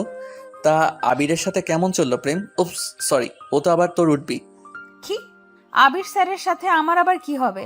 দেখো আরুষ, আবার আমাদের মাঝে ভুল বোঝাবুঝি হচ্ছে। চল আমার সাথে, ভুল বোঝাবুঝিটা ঠিক করছি। এসব কথা বলে আরুষ আয়নাকে টানতে টানতে গাড়িতে নিয়ে বসালো। আয়নার শরীরের অনেক অংশ কেটে গেছে, সেখান থেকে রক্ত বেরোচ্ছে, কিন্তু আরুষের সেদিকে কোনো খেয়াল নেই। আরুষ খুব জোরে গাড়ি চালাচ্ছে। আরুষ, আস্তে চালাও প্লিজ। কোথায় নিয়ে যাচ্ছ? আরুষ কোনো কথা না বলে শুধু ড্রাইভ করছে। খুব স্পিডে ড্রাইভ করে গাড়িটাকে একটা রেজিস্ট্রি অফিসের সামনে গিয়ে দাঁড় করালো। আয়না বুঝতে পারলো আরুষ কি করতে চাইছে। দেখো আরুষ, বিয়েটা কোনো ছেলে খেলা নয়। আমরা আমাদের পরিবারকে না জানিয়ে এভাবে কিছুই করতে পারি না। চুপ থাক, আমি যা বলবো তুই তাই করবি। আরুষ জোর করে আয়নাকে অফিসের মাঝে নিয়ে গেল। কিছুক্ষণ পর ওরা বের হলো। আইনগত দিক দিয়ে এখন ওরা স্বামী স্ত্রী, কিন্তু ইসলামিক দিক দিয়ে তেমন কিছুই না। আয়না কিছু বুঝে ওঠার আগে আরুষ ওকে নিয়ে সোজা বাড়িতে চলে গেল। বিয়েটা তো হয়েই গেছে, আবার তো তোমার বাসায় কেন নিয়ে এসেছো? কি করতে চাইছো তুমি? এ মা, বিয়ে করেছি, স্বামীর অধিকার ফলাবো না তো তা কি হয়? তোর এমন হাল করবো যে তুই চাইলেও আমাকে ছাড়া অন্য কারো কাছে যেতে পারবি না। ছি আরুষ, তুমি এত নোংরা কথা কিভাবে বলতে পারছো? ইসলামিক দিক থেকে তোমার আমার উপর কোনো অধিকার নেই। আয়না বুঝতে পারলো এই বিয়ে এসব কিছুই না। আরুষ এখনো ওকে ভুল বুঝে আছে। এ সময় আরুষকে কিছু বোঝানো যাবে না। এই সময় এখান থেকে চলে যাওয়াই ভালো। কিন্তু যেই না আয়না বাসার দিকে যাবে, আরুষ ওকে গাড়ি থেকে নামিয়ে টানতে টানতে বাসার ভিতর নিয়ে গেল। ওর রুমে নিয়ে আয়নাকে জোরে ছুঁড়ে মারলো ওর বিছানায়। আর তখনই আয়নার ভয়ে হাত পা কাঁপছে। এর আগে কখনো আরুষের এমন ব্যবহার বা ভয়ঙ্কর রূপ কখনোই দেখেনি আয়না। এত জোরে বিছানার উপর পড়ায় শরীরের অনেক জায়গায় ব্যথা পেয়েছে আয়না। মাথায় প্রচন্ড যন্ত্রণা করছে। আরুষ প্লিজ, এমন কিছু করো না যাতে পরে নিজের কাছে ছোট হয়ে যাও। এখন কি তোর কাছে আমায় কৈফিয়ত দিতে হবে আমি কি করব না করব? আরুষ তুমি। আয়নাকে আর কিছু বলার সুযোগ না দিয়ে ওর ঠোঁট দুটো দখল করে নেয় আরুষ। একটা হেঁচকা টান দিয়ে শাড়ির আঁচলটা ফেলে দেয়। আয়নার ডুকরে ডুকরে কাঁদছে, কিন্তু আরুষের সেদিকে কোনো খেয়াল নেই। সে তো আয়নার উপর রোমান্টিক অত্যাচার চালাতে ব্যস্ত। আয়নাকে কোলে করে বিছানায় শোয়াতেই আরশ বুঝতে পারলো আয়না অজ্ঞান হয়ে পড়েছে। স্বাভাবিক এই অল্প সময়ে অনেক দখল গিয়েছে বাচ্চা মেয়েটার উপর। আরশ নীরবে তাকিয়ে আছে আয়নার মায়াবী চেহারার দিকে আর নিশ্চুপ অনুভূতি নিয়ে চোখের পানি ফেলছে। না, ও আর পারবে না আয়নাকে কষ্ট দিতে। আয়না যত বড়ই অন্যায় করুক, আরশ তো আর আয়নাকে ধর্ষণ করতে পারে না। আয়না ঠিকই বলেছে, শুধু কাগজে কলমে দুটো সাইন করলেই বিয়ে হয়ে যায় না। বিয়ে হলো একটা পবিত্র বন্ধন, যা ইসলামিক নীতিতে হয়। আর স্বামী স্ত্রীর ভালোবাসা তো আল্লাহর আরশ থেকে আসে। হ্যাঁ, এটা ঠিক, আরশ আয়নার চাইলেও এত বড় ক্ষতি করবে না, কিন্তু আয়নার তো একটা শাস্তি পাওয়া দরকার। এসব ভেবে আয়নার শাড়িটা পুরো খুলে ওকে বিছানায় শুয়ে দিল, যেন আয়না জ্ঞান ফেরার পর ভাবে আরশ ওকে ধর্ষণ করেছে। কিন্তু আরশ তেমন কিছুই করবে না। ড্রয়ার থেকে একটা মলম বের করে আয়নার শরীর যেখানে যেখানে কেটে গেছে সেখানে মলম লাগিয়ে দিয়ে রুম থেকে বের হয়ে গেল আরশ। এখন আবার ও ড্রিঙ্কস করবে। পুরনো ঘাগুলো আবার তাজা করে উঠেছে। এখন নিকোটিনের ধোয়ার মদই পারবে ওকে একটু শান্তি দিতে। ফ্ল্যাশব্যাক শেষ। ইন দ্য মর্নিং, সকালে আয়নার জ্ঞান ফিরল। জেগে নিজেকে নগ্ন অবস্থায় আরশের বেডে আবিষ্কার করলো। কষ্টে বুকটা ফেরে যাচ্ছে আয়নার। আয়না ভেবেছে সত্যি আরশ কালোকে ধর্ষণ করেছে। আয়নার এখন সত্যি আরশের উপর ভীষণ ঘৃণা হচ্ছে। ছি আরুষ, ছি, কিভাবে পারলে তুমি এমন কিছু করতে? মানলাম তুমি আমায় ভুল বুঝেছো, তাই বলে এমন কিছু? সত্যি যদি আমি এমন কিছু করেও থাকি, তাতেই বা এত বড় শাস্তি দিতে পারো না তুমি? I just hate you Arush, I hate you. আয়নার যতটা না আরশের উপর ঘৃণা হচ্ছে, তার থেকে বেশি নিজের উপর। এই ধর্ষিত শরীর নিয়ে কোথায় যাবে ও? দোষ যেই করুক, এই সমাজ তো সবসময় মেয়েদেরই দায়ী করে। হ্যাঁ রে সমাজ, যে সমাজের নিয়ম মেনে আমরা বাধ্য হয়ে চলি, সেই সমাজই মেয়েদের আজকের দিনে 21 শতকে এসেও ছেলেদের সবার মূল্য দেয়া হয় না। আজও কোনো মেয়ে ধর্ষিত হলে সবার মেয়েটার দিকেই আঙুল দেয়। মেয়েদেরই সবসময় সবার কথা মুখ বুজে সহ্য করতে হয়। আর যে ছেলেটার জন্য মেয়েটার জীবন জাহান্নাম হয়ে যায়, সেই ছেলেটার বড়জোর কয়েক বছর জেল হয়, আর কিছুই না। আর যদি সে কোনো বড়লোক পরিবারের সন্তান হয়, তবে তো তাকে কিছুই করা যায় না। সে দিব্যি সমাজে বুক ফুলিয়ে চলতে থাকে, সময় মতো বিয়েও করতে পারে। কিন্তু যে পুরুষ জাতির জন্য মেয়েটার জীবন থেকে হাসি চলে যায়, সেই পুরুষ জাতি মেয়েটাকে জীবন সাথী বানাতে চায় না। একটা সময় মেয়েটা পরিবারে বোঝা হয়ে থাকতে না পেরে সুইসাইড অ্যাটেম্প করতে বাধ্য হয়। এসব ভাবছে আর কাঁদছে আয়না। সে কিভাবে তার মা বাবার সামনে গিয়ে দাঁড়াবে? আর বিয়ের কাগজপত্র তো আরশের কাছে। এই মুহূর্তে যদি কেউ তাকে ধর্ষিতার ট্যাগ লাগিয়ে দেয়, ওর তো মৃত্যু ছাড়া আর উপায় থাকবে না। এরই মাঝে সেখানে আরশ চলে আসলো। হ্যালো সুইটার, কেমন হয়েছে ঘুম? রাতে এত আদর করলাম, আমি শিওর খুব ভালো হয়েছে ঘুম। আরশের কথা শুনে আয়নার ধ্যান ভাঙে। আরশের কথা শুনে রাগে, অভিমানে, ঘৃণায় অন্যদিকে মুখ করে নেয় সে। আর বিছানার চাদরটা তাড়াতাড়ি নিজের শরীরে পচিয়ে নেয় আর ঠুকরে ঠুকরে কান্নার সাথে বলতে থাকে, এখনো আবার কেন এসেছেন? কি চাই? আমার শরীরটা তো পেয়ে গেছেন। আরশ বুঝতে পারলো আয়না এখন সত্যি ভীষণ খারাপ অবস্থায় আছে। কিন্তু আরশ তো এটাই চেয়েছিল আয়না কষ্ট পাক। কিন্তু আরশের এমন লাগছে কেন? ওর বুকটার ভেতর চিনচিন করে ব্যথা করছে। আয়নার কান্না যেন সহ্য হচ্ছে না। কিন্তু আরশ নিজের অনুভূতি সামনে নিল। এভাবে কেন বলছো? আবিরের থেকে কি বেশি সুখ দিতে পারিনি? ইসরে, আবির মনে হয় আরো। আরশকে আর কিছু বলতে না দিয়ে আয়না জোরে একটা থাপ্পড় বসিয়ে দিল আরশের গায়ে। ব্যাস, অনেক হয়েছে, আর না, আর পারবো না আমি সহ্য করতে। আমাকে শেষ করে দিন আরুষ, নিজের 2 হাত দিয়ে গলা টিপে মেরে ফেলুন আমায়। তাতে অন্তত আপনার মতো অমানুষের কাছ থেকে আমি মুক্তি পাবো। মেরে ফেলুন আমায়, মেরে ফেলুন। আয়না কাঁদতে কাঁদতে আরশের পায়ের কাছে বসে পড়ল। আয়নার শরীর থেকে চাদরটা সরে গিয়েছে। ফর্সা শরীরটায় গতকাল আরশের দেয়া ক্ষতগুলো এখন আরো স্পষ্ট হয়েছে। আরশ সেই ক্ষতগুলো দেখে আর নিজেকে সামলাতে পারছে না। রুম থেকে বেরিয়ে গেল। যাওয়ার আগে বলে গেল, 10 মিনিটের মধ্যে ফ্রেশ হয়ে নিচে চলে এসো, তোমার বাসায় দিয়ে আসবো। এখন তোমাকে আর আমার দরকার নেই। তুমি চাইলেও এখন অন্য কারো হতে পারবে না। তুমি শুধু তোমার সাইকোয়ের, অন্য কারো না। কথা বলে আর 1 মিনিট দেরি করে না রুম থেকে চলে আসলো আরশ। আয়নার এখন আর কিছুই বলার নেই। ও মূর্তির মতো অনুভববিহীন হয়ে দাঁড়িয়ে আছে। আস্তে করে উঠে আরশের রেখে যাওয়া শাড়িটা নিয়ে ওয়াশরুমে চলে গেল। আয়নার সামনে গিয়ে তাচ্ছিলের হাসি দেওয়া ছাড়া আর কিছুই করার নেই আয়নার। এদিকে আরশের ফোনে মেঘের কল। হ্যালো আরশ, তুই কোথায়? বাসায়। কেন? আয়নাকে খুঁজে পাওয়া যাচ্ছে না। আমি ওর মাকে বলেছি ও মাহের বাড়ি গেছে। ও কি তোর কাছে? হুম। প্লিজ আরশ, ওকে একটুও কষ্ট দিস না। ওর কোনো দোষ নেই। মানে? আমি যেই তথ্য তোকে দিয়েছি সব ভুল। ওই লোকটাও আবিরের লোক ছিল। শালা মা সব বানিয়ে বলেছিল। কি এসব কি বলছিস তুই? আচ্ছা ফোন রাখ, আর মাহিকে বলবি আয়ানার মাকে বুঝিয়ে দিতে ও মাহির সাথে বিয়ে খেতে গিয়েছে, মাহির কাজিনের। Okay bye. কেন? তুই কি? Hello hello. ফোন কেটে আরুষ নিজেই নিজের কপার দেয়ালের সাথে আঘাত করতে লাগলো। ছি আরুষ, তুই এটা কি করলি? এত বড় ভুল তুই কিভাবে করলি? নিজের ভালোবাসার মানুষটাকে এত কষ্ট দিলি? কিভাবে দাঁড়াবি তুই আয়ানার সামনে? এমন সময় উপরের তলা হতে কাঁচ ভাঙার আওয়াজ আসলো। আয়না উপরে। হাসপাতালের ইমার্জেন্সি কক্ষের সামনে দাঁড়িয়ে আছে আরুষ ও মেঘ। আরুষের মনে বিন্দু পরিমাণ শান্তি নেই। বুকটা কেমন ছটফট করছে, না জানে ভিতরে কি হচ্ছে। আজ যদি আয়নার কিছু হয়ে যায় তবে কোনো দিন নিজেকে ক্ষমা করতে পারবে না আরুষ। এমনিতে ও যা করেছে আয়না, তারপরও ওকে মেনে নিবে নাকি সন্দেহ। আজও কি সত্যিকারে ভালোবাসা মন থেকে একেবারে শেষ হয়ে যায়, নাকি হাজারো অন্যায়ের পর ভালোবাসার মানুষটির একবার ক্ষমা চাওয়াতে সব আগের মতো হয়ে যায়? এসব ভাবতে ভাবতে হঠাৎ ডক্টর বাইরে এলো। ডক্টর, সব ঠিক আছে তো? আমার জান পাখির কিছু হয়নি তো? সবই ঠিক আছে, কিন্তু আয়ানার অনেক রক্ত শরীর থেকে বের হয়েছে।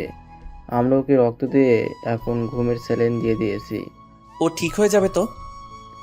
এখন ও ঠিক আছে, কিছু বলতে পারছি না। ওর জ্ঞান ফেরার পর বোঝা যাবে। কিছু বলা যাবে না মানে? আমার জান পাখির যদি কিছু হয় তবে তোকে আমি শেষ করে দিব। আর এই হসপিটালে শুধু আগুন জ্বলবে, আগুন। আরুষ স্যার বলছি, ওনার কলার স্যার। সরি ডক্টর, ওর পক্ষ থেকে আমি ক্ষমা চাচ্ছি। It's okay. এই সময়ে অনেকে আউট অফ কন্ট্রোল হয়ে যায়, কিন্তু আপনাদের ভেঙে পড়লে চলবে না। এরই মাঝে সেখানে মাহির আগমন। উত্তর যা, তোর সাথে আজকে ব্রেকআপ। তোর জন্য আমার বান্ধবীর এই হাল। মাহি শান্ত হও, সব ঠিক হয়ে যাবে। কিন্তু তুমি আমাকে কেন দোষ দিচ্ছ? সব দোষ তোর।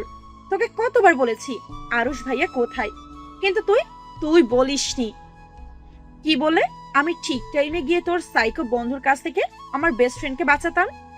তুমি আমার উপর যত রাগ দেখাতে চাও দেখাও জানেমান, কিন্তু আরুষকে কিছু বলো না, ওর কোনো দোষ নেই। না না, আমার বেস্টু একদম নির্দোষ। সে তো কোনো অন্যায় করতেই পারে না, তাই না? আচ্ছা তুমি একটু বসো। আমি এখানে বসতে আসিনি। আমার বেস্টুর ভালোবাসার নমুনা আমার দেখা শেষ। এখন আমার বান্ধবীর হুঁশ আসলেই আমি ওকে নিয়ে বাসায় যাব। এই না প্লিজ, আগে ওদের মাঝে সব ঠিক হতে দাও। সব ঠিক হওয়ার জন্য আমি অপেক্ষা করতে পারবো না। আর তোমাকে তো আমি একদমই বিশ্বাস করি না। I love you so much. এমন করো না। But I just hate you. তারপর ওরা ওদের ঝগড়া নিয়ে বিজি হতে পড়লো। আরুষ এতক্ষণ দূর থেকে দাঁড়িয়ে সব শুনছিল। ওর বলার কিছু নেই, ঠিকই তো। ওর বোকামির জন্য তো আয়নার এই হাল। আরুষ বসে বসে তখনকার কথা ভাবতে লাগলো, যখন আয়না এই অঘটনটা ঘটিয়েছিল। ফ্ল্যাশব্যাক। আরুষ মেঘের সাথে কথা বলছিল, এমন সময় হুট করে ওপর থেকে অনেক জোরে আওয়াজ আসলো। আরুষ দৌড়ে রুমে চলে গেল। দেখলো আয়নার রুম নেই, বাথরুমের দরজা বন্ধ। মানে আওয়াজটা ওখান থেকে এসেছে। আয়ানা প্লিজ দরজা খোলো, সব দোষ আমার। যত শাস্তি দেওয়ার আমাকে দাও। না, আমি খুলবো না। এই কলঙ্ক নিয়ে আমি বাঁচতে পারবো না। আয়ানা বোকামি করো না, দোষ আমি করেছি। মরলে আমি মরবো, তুমি উল্টাপাল্টা কিছু করবে না। কিন্তু শরীরটা তো আমার। আমি এই শরীর নিয়ে বাঁচতে চাই না। তুমি যা ভাবছো তেমন কিছুই না। তোমার সাথে আমি তেমন কিছুই করিনি। প্লিজ আয়ানা দরজা খোলো। আয়না আরুষের কোনো কথাই শুনলো না। এদিকে আরুষ তাড়াতাড়ি দরজা ভেঙে ভিতরে গিয়ে দেখে আয়নার কাছ দিয়ে নিজের হাত কেটেছে। রক্তে পুরো জায়গা লাল বর্ণ ধারণ করেছে। লাগবে শেষ। আরুষ আয়নার বেডের পাশে চুপ করে বসে আছে। এখন প্রায় রাত 1টা। একটু আগে মেঘ অনেক কষ্টে মাইকে ভুলিয়ে ভালিয়ে বাসায় নিয়ে গেছে। ও এখানে থাকলে শুধু আরুষকে দোষ দিত। আরুষের শরীরটা ভালো না। 2 দিন ধরে এত ভুল বুঝাবুঝি, এত ঝামেলার ভেতর মুখে একটু খাবারও নেয়নি আরুষ। মেঘ অবশ্য অনেক জোর করেছিল, কিন্তু আরুষ রাজি হয়নি। সারা রাত আরুষ এভাবে আয়নার পাশে বসেছিল। এক পর্যায়ে হাতে একটা গিটার নিয়ে জানালার কাছে গিয়ে গান গাইতে লাগলো। পরের দিন সকাল। আয়নার জ্ঞান ফিরেছে। আস্তে আস্তে চোখ মেলেছে সে। চোখ খুলে নিজেকে হাসপাতালে আবিষ্কার করলো। আয়নার হাতে খুব ব্যথা করছে। কোনো রকম নিজেকে সামলে শোয়া থেকে উঠে বসে। আমি কোথায় আর এখানে কিভাবে আসলাম? পাশে তাকাতে আরুষকে দেখে আস্তে আস্তে সব মনে পড়ে গেল আয়নার। ঘৃণায় মুখ ফিরিয়ে নিল। এত কিছুর পরও এই লোকটা না আমায় শান্তিতে থাকতে দিচ্ছে, না শান্তিতে মরতে দিচ্ছে। এরই মাঝে আরুষেরও ঘুম ভেঙে যায়। চোখ ঢলতে ঢলতে আয়নার দিকে তাকিয়ে দেখে আয়না উঠে গেছে। নিজের ওপর অপরাধ বোধটা যেন এখন আরো বেশি কাজ করছে। এখন কেমন আছো? কি হলো, কথা কেন বলছো না? প্রয়োজন মনে করি না। এখনো রেগে আছো? তুমি ঠিক বলেছিলে আয়ানা, আমি আবার তোমাকে ভুল বুঝেছিলাম। এসব ওই আবিরের প্ল্যান। এখন বুঝে কি লাভ? বিশ্বাস করো আয়ানা, আমি তোমাকে অজ্ঞান অবস্থায় ছুঁয়েও দেখিনি। তাতে কি? আপনি যা করেছেন তা কি কম ছিল? আমার শরীরের থেকে মনে রাখাটা বড় ছিল। এজন্য তুমি আমাকে যা শাস্তি দিবে আমি তাই মেনে নেব। আমার সামনে আর কোনোদিন আসবেন না, প্লিজ। As your wish. এ কথা বলে আরুষ চুপচাপ সেখান থেকে চলে আসলো। আয়না অবশ্যই ভীষণ অবাক হয়েছে। ও ভেবেছিল আরুষ যাবে না। আল্লাহ জানে এই ছেলে কি করতে চায়, কিন্তু এতটুকু শিওর যে আয়না এখন আরুষকে শুধুই ঘৃণা করে। বাড়িতে সবাই একটা জাঁকজমক পরিবেশের মাঝে রয়েছে, শুধু আয়না ছাড়া। কিছুক্ষণ আগে ছেলেপক্ষ এসে কথা বলে গিয়েছে আয়নার বাবার সাথে। তাদের নাকি আয়নাকে বেশ পছন্দ। ছেলে দেখতে অনেক ভালো, বড় বিজনেসম্যান হওয়াতে আয়নার বাবা রাজি হয়ে যায়। তবে অবাক করার বিষয়, ছেলেটি আয়নাকে একবারও দেখেনি, আর আয়নাও দেখেনি। তবে কেন জানি আয়নার মনটা ছটফট করছে, হয়তো আরুষের জন্য। কিন্তু আয়না তো এখন আরুষকে আর ভালোবাসে না। তবে কেন ওর মন এখনো আরুষের ফেরার অপেক্ষা করে বসে আছে? না আয়ু, তুই এইভাবে থেমে থাকতে পারিস না।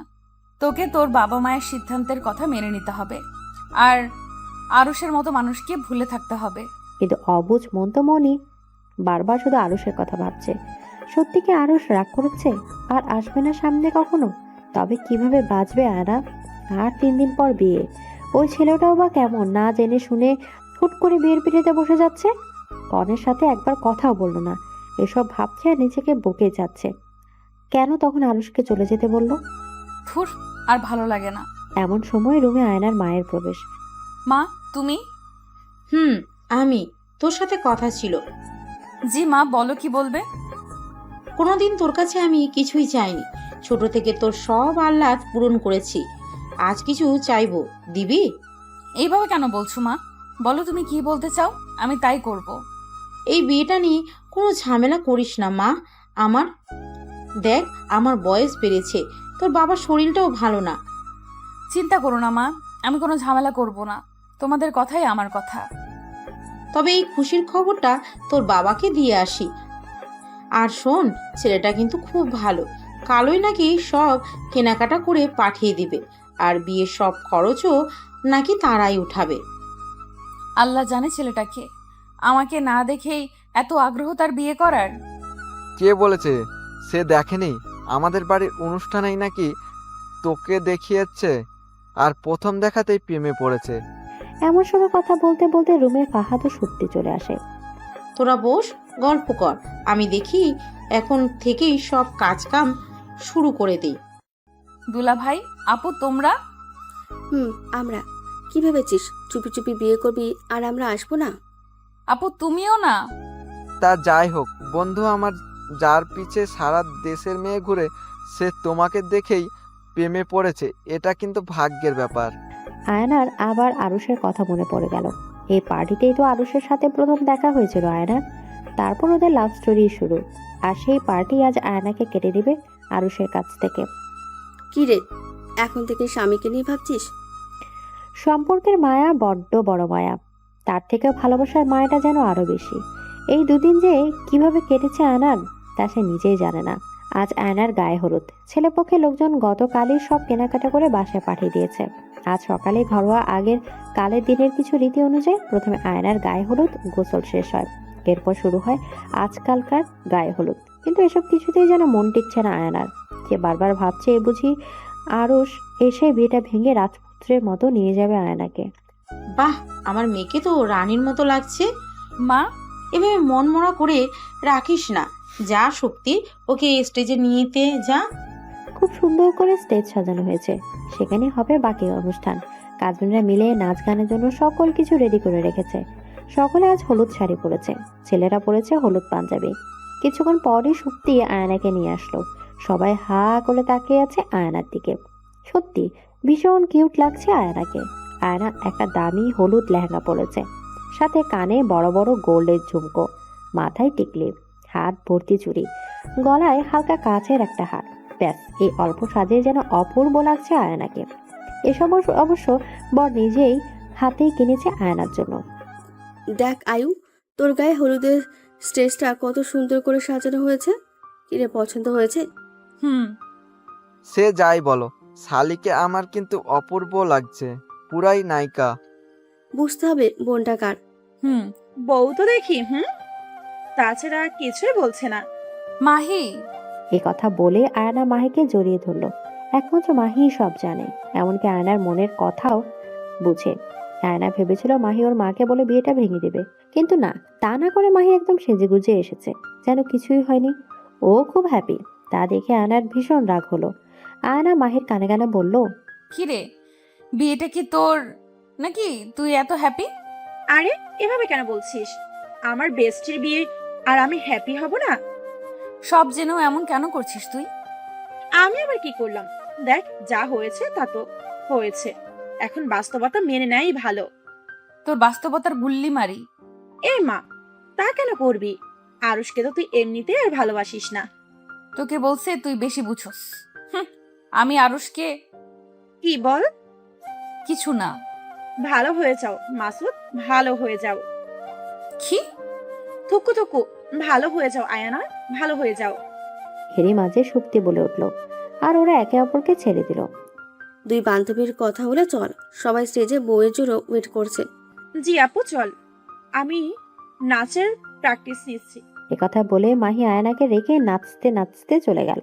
সুপ্তি ও ফাহাদ আয়নাকে নিয়ে স্টেজে গেল। সবাই আয়নাকে মিষ্টি খাওয়াতে খাওয়াতে কাহিল করে ফেলেছে, আর ছবি তুলতে তুলতে আয়না শেষ। এরই মাঝে বক্সে গান বেজে উঠলো। মাহি ও মেঘ নাচছে। মেঘকে দেখে আয়না বেশ অবাক হলো, কিন্তু মেঘ যেন তাকে কোনো পাত্তাই দিল না। তারা তো নাচে বিজি, তাও আবার সিলেটি গানে। মাহির নাচ দেখে মনে হচ্ছে মেঘ ছেলে পক্ষের কেউ। আইলো রে নয়া দামান আসমান এলো তেরা, বিছানা বিছাইয়া দিল শাহি ধানের ছিঁড়া, ও দামান গো, ও দামন গো। এই গান শেষ করে মাহি একা নাচতে লাগলো না, আরেক গানে। সাথে এবার সুপ্তি ফাহাদ আছে। সুপ্তি, ফাহাদ, মেঘ, মাহি। तुमको पाया है तो जैसे खोया हूँ कहना चाहूँ। নাচে সে সবাই হাততালি দিল। তারপর আয়নার ইচ্ছা ছিল মেঘের সাথে কথা বলার, কিন্তু মেঘ ওর দিকে না তাকিয়ে চলে গেল।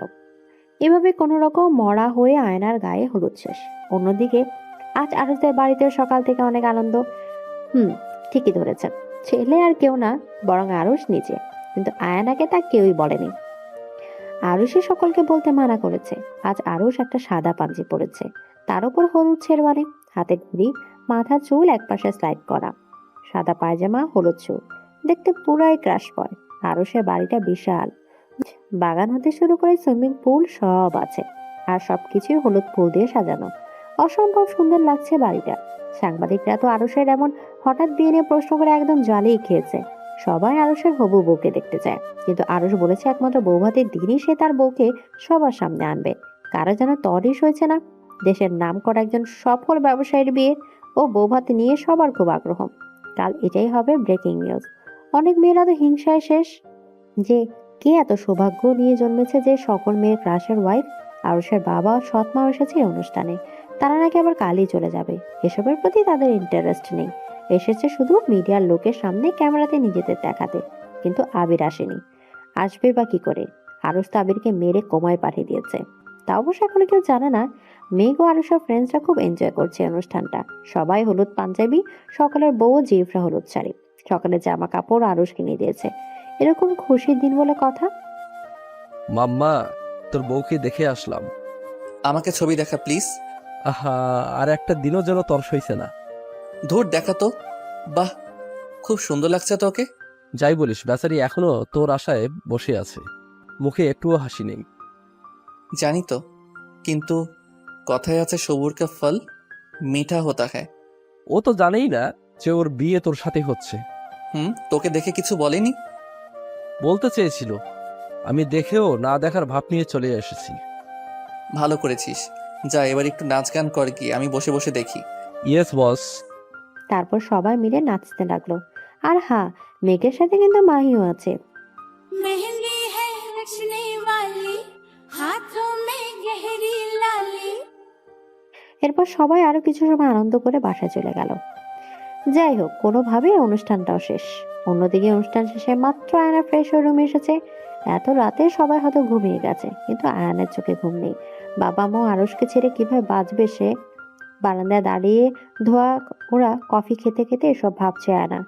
বারবার আরুষের সাথে কাটানো মুহূর্তের কথা মনে পড়ছে। এমন সময় আয়নার ফোন আসলো। হ্যালো, আসসালামু আলাইকুম। আননোন নাম্বারে লোকটা। কি হলো, কথা বলুন। কে আপনি? কার কাছে ফোন করেছেন? পাশে আজব তো, মজা নিচ্ছেন নাকি? যত সব ফাজলামি করার আর জায়গা পান না, ইডিয়েট। আর কল করলে খবর আছে, বেয়াদব কোথাকার। আয়না তো আর জানে না কলটা আরুষের ছিল। আরুষ ভুলত বারান্দায় দরজার আড়াল হতেই কল করেছে। আয়না এরপর লাইট অফ করে শুয়ে পড়ল। ক্লান্ত থাকার ফলে চোখ বুঝতে ঘুমে তলিয়ে গেল সে। আর আরুষ এসে তার স্ত্রীর বিউটিকে দেখতে লাগলো। আর মাত্র একটা দিন, এরপর তোমাকে আমি একেবারে নিজের করে নিব। এরপর আয়নার কপালে একটা চুমু দিয়ে আরুষ সেখান থেকে বাসা চলে গেল। পরদিন সকালে বিয়ে। প্রতিটা মানুষের জীবনেরই একটা অংশ। প্রতিটা মানুষই তার জীবনে বিয়ে নামক পবিত্র বন্ধনে আবদ্ধ। বিয়ে মানে শুধু দুটি মানুষের বৈধভাবে শারীরিক মিলন নয়, বিয়ে মানে হলো দুটি মানুষের মনের মিল। সারাটা জীবন একসাথে চলা।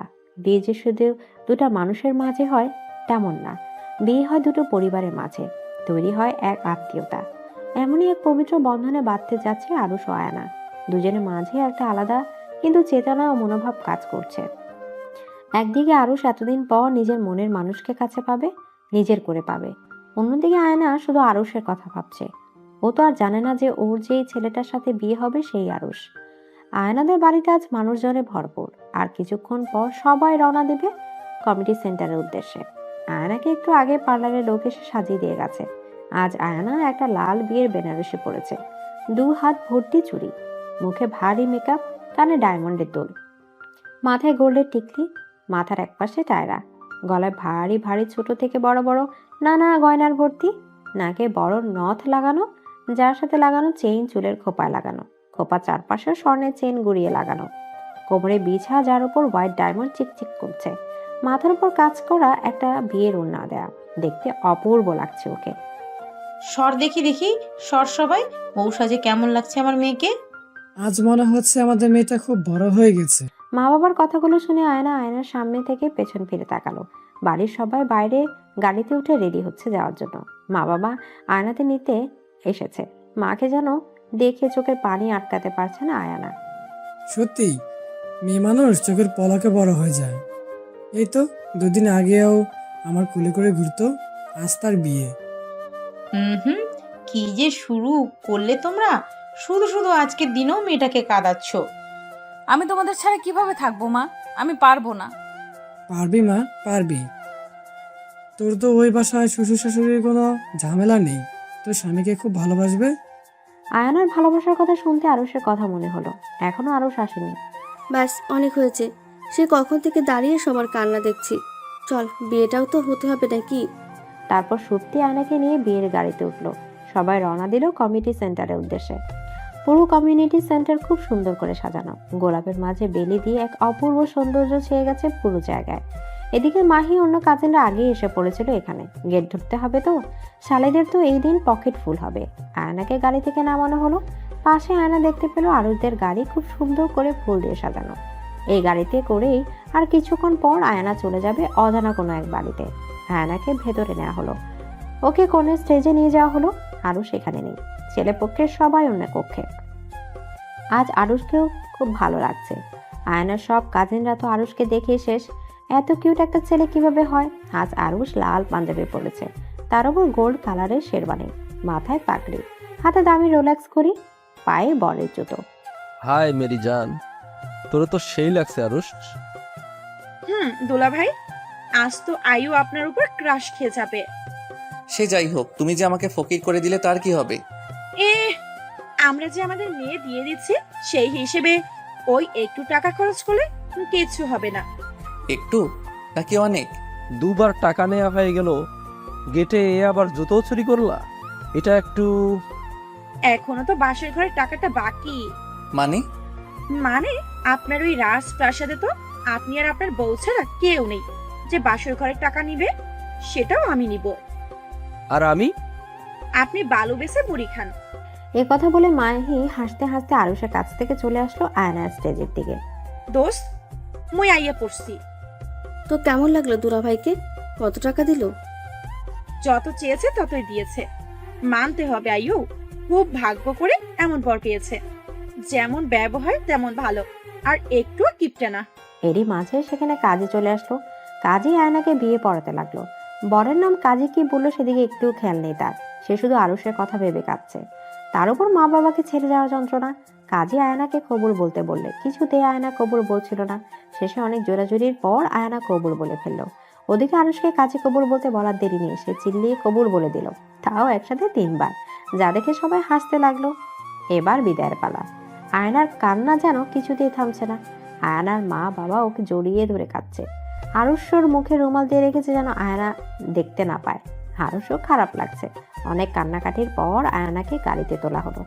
গাড়ি আরুষদের বাড়ির দিকে রওনা দিল। অনেক সময় পর গাড়িকে একটা সুন্দর বাড়ির সামনে নামলো। ভিতরের সকল কাজের লোকরা সিরিয়ালে দাঁড়িয়ে আছে, সবার হাতে ফুল। আরুষ এখনো মুখ থেকে রুমাল সরায়নি, আর আয়না তো নিজের দিকে তাকিয়ে কাঁদতে লাগলো। আরুষ আয়নার হাত ধরে ভেতরে নিয়ে গেল, তারপর ওকে গেটে রেখে চলে গেল। আয়নার কাছে যেন কেমন মনে হলো আরুষ তাকে স্পর্শ করেছে। যাই হোক, কিছু সময় পর একজন বয়স্ক মহিলা কাজের লোক আয়নাকে আরুষের রুমে নিয়ে গেল আর অনেক নিয়ম নীতি বুঝিয়ে দিল। In the wedding night's room. রাত 12:30। আয়না খাটের মাঝে বসে আছে। রুমটা খুব সুন্দর করে সাজানো। খাটের চারপাশটা গোলাপের ঘ্রাণে মোমো করছে। আয়না নীরবে চোখের পানি ফেলছে। একটা জানালা খোলা ছিল, সেখান দিয়ে চাঁদ দেখা যাচ্ছে। আজ তো তোমার আমার একসাথে চাঁদ দেখার কথা ছিল আরুষ। এমন সময় দরজার আওয়াজ আসতে আয়না চুপ করে বসে রইল। আরুষও যেন কেমন লাগছে। রুমে ঢুকতে আয়না তাকে সালাম করে আবার আগের জায়গায় বসে পড়লো আর কাঁদতে কাঁদতে বলল, দয়া করে আমায় ছুবেন না। আমি আপনাকে কখনো স্বামী মানবো না। আমি অন্য একজনকে ভালোবাসি। আর সে আর কিছু বলার আগে আরুষ আয়নাকে জড়িয়ে ধরলো। আয়না এই প্রথম আরুষের চেহারা দেখে পুরাই শক। আরুষ তুমি? আমি। তবে কি আমার বিয়ে? তোমার বিয়ে আমার সাথে হয়েছে, এই জন্যই মাহি ও বাকিরা এত হ্যাপি। বোকা, কাঁদছো কেন? তুমি কি ভেবেছিলে আমি বুঝি তোমাকে অন্য কারো হতে দিব? কুত্তার বাচ্চা, তুই আমাকে কিছু বলস নাই কেন? জানোস আমি কত কেঁদেছি? আরে থামো, এমন করলে তো আমি চলে যাব। আমি যেতে দিলে তো যাবা। আয়না ও আরুষ এরপর সে বৃদ্ধ মহিলার কথা মতো একসাথে 2 রাকাত নফল নামাজ পড়লো। আয়না গিয়ে শাড়ি বদলে এসেছিল নামাজের সময়। তো সারা রাত কি এভাবেই থাকবো, নাকি আমায় কিছু করতে দিবা? এতদিন পর তোমায় নিজের করে পেয়েছি। আয়না তো আরুষের কথা শুনে লজ্জায় শেষ। আয়না পিছাতে লাগলো, আর আরুষ নিজের শেরওয়ানি খুলে আয়নার কাছে একটু একটু করে আসতে লাগলো। আয়না একদম খাটের শেষ প্রান্তে চলে এসেছে। এমন সময় আরুষ আয়নাকে একদম নিজের বুকের সাথে মিশিয়ে নিল। আয়নার গরম নিঃশ্বাস আরুষের বুকে পড়ছে। আরুষ আয়নার কানের দুলগুলো খুলে ফেললো। আস্তে আস্তে সব গয়না খুলে ফেললো। কোমরে হাত দিতে আয়না হালকা কেঁপে উঠলো। আরুষ বিছাটাও খুলে ফেললো। এরপর একটা টান দিয়ে আঁচলটা নিচে ফেলে দিল। রাত যত গভীর হচ্ছে আরুষের স্পর্শ ঠিক ততটা আবেগপ্রবণ হচ্ছে। আয়নার নিঃশ্বাস যেন কয়েক গুণ জোরে জোরে চলছে। কিন্তু আজ আর আয়না আরুষকে বাধা দিবে না, কারণ আজ তাদের সম্পর্কে কোনো ভুল বোঝাবুঝি নেই। শুধু রয়েছে আল্লাহর কালামের দ্বারা দেওয়া পবিত্র সম্পর্ক, ভালোবাসা। অবশেষে এত বাধা বিপত্তি পেরিয়ে দুটো ভালোবাসার মানুষের মিলন হলো। পরের দিন সকাল। আজ একটু দেরি করে ঘুম ভেঙেছে আয়নার। জানালার গ্লাস ভেদ করে সূর্যের আলোর কিছুটা রশ্মি ভিতরে আসছে। পাখির কিচিরমিচিরে ডাক যেন আরো মুগ্ধকর। ঘুম থেকে উঠে নিজেকে আরুষের বুকে খুঁজে পায় আয়না। গতকাল রাতের কথা মনে পড়ে অন্যদিকে মুখ ফিরিয়ে নিয়ে আসে। হঠাৎই পেছন থেকে আরুষ তাকে জড়িয়ে ধরে। তার মানে আরুষের ঘুম ভেঙেছে। এই ছাড়েন তো, উঠতে হবে। এমনিতে অনেক দেরি হয়েছে। না, ছাড়বো না, আরো কিছুক্ষণ থাকো। এমনিতেই অনেক ঘুমিয়েছি। লোকে কি বলবে? নতুন বউ এত ঘুমাতে হয় না। প্রথমত তুমি এই বাড়ির রানী ও আমার জান পাখি, তোমায় কেউ কিছু বলবে না। তবুও দূর, তোমার কি শাশুড়ি ননদ আছে নাকি যে তোমাকে খোটাবে? আমি গোসল করব, ছাড়ো। ও আচ্ছা, আগে বলবা না। আর তুমি আমাকে একবার তুমি একবার আপনি ডাকা বন্ধ করো। ওকে, ছাড়েন। চলো। আরে আমাকে কোলে কেন নিয়েছেন? একসাথে গোসল করব তাই। না, আমি একাই করব। না না, তা হবে না। Shower together save water. এমনিতেই দেশে পরিষ্কার পানি কম। কিন্তু কে শুনে কার কথা? শেষে আরুষি জোর করে ওকে নিয়ে একসাথে চলে গেল গোসল করতে। বেরিয়ে আরুষ দেখে আয়না শাড়ি পেঁচিয়ে বসে আছে। এইভাবে শাড়ি কেন পরছো? শাড়ি পরতে পারি না তাই। দাও আমি পরিয়ে দিই। আরুষ খুব সুন্দর করে আয়নাকে শাড়ি পরিয়ে দিল। আপনি এত ভালো করে শাড়ি কি করে পরালেন? কেন? বিয়ের আগে কাউকে পরাইছেন নাকি? আরে না, আসলে আমি একজন ফ্যাশন ডিজাইনার, তার উপর অনেক সময় আমি নিজেই মূর্তিকে শাড়ি পরাই। ও আচ্ছা, এখন চলেন খাবো। চলো। তারপর ওরা নিচে চলে গেল নাস্তা করতে। গিয়ে দেখে সবাই রেডি করে রেখেছে সব। সেখানে গিয়ে আরও জেদ ধরে বসে থাকে খাইয়ে দিতে হবে। তারপর দুজন খাওয়া শেষ করে বাড়ির চারপাশ ঘুরে দেখতে বের হয়। আরুষের বাড়িটা খুব সুন্দর। বাড়ির চারপাশে গোলাপ ও বেলি ফুল দিয়ে সাজানো। এখনো যে বিয়ের অনুষ্ঠান শেষ হয়নি। বাড়ির বাইরে একটা গেস্ট হাউস আছে, তার পাশে বড় একটা সুইমিং পুল, বাড়ির পিছে একটা ছোট্ট বাগান। তোমার হাত দুটো দেখি। এই নাও। এটা কি করলেন? এই হাতের বালা দুটি আমার মায়ের, তার শেষ ইচ্ছা ছিল তার বৌমাকে এগুলো দেয়া। আমার জন্য সে তো সবচেয়ে বড় গিফট অনেক আগেই রেখে গেছে, সেটা হলো তুমি। এই বালা দুটিকে তোমার বাসর রাতের গিফট হিসেবেও ধরতে পারো। থ্যাঙ্কস। তারপর ওরা আরো কিছু সময় গল্প করে চলে আসলো রুমে। দুপুরবেলা আর কিছুক্ষণ পর ওরা গাড়িতে করে বৌভাতের জন্য রওনা দেবে। আরুষ ওদের সাথে বাড়ির বয়স্ক মহিলাকেও নিতে চায়। সে তখন থেকে কাজ করে যখন আরুষের মা বেঁচে ছিল। আয়ানা, রেডি হয়েছো? এই তো হয়ে গেছে। শোনো, আমাদের সাথে খালাও যাবে।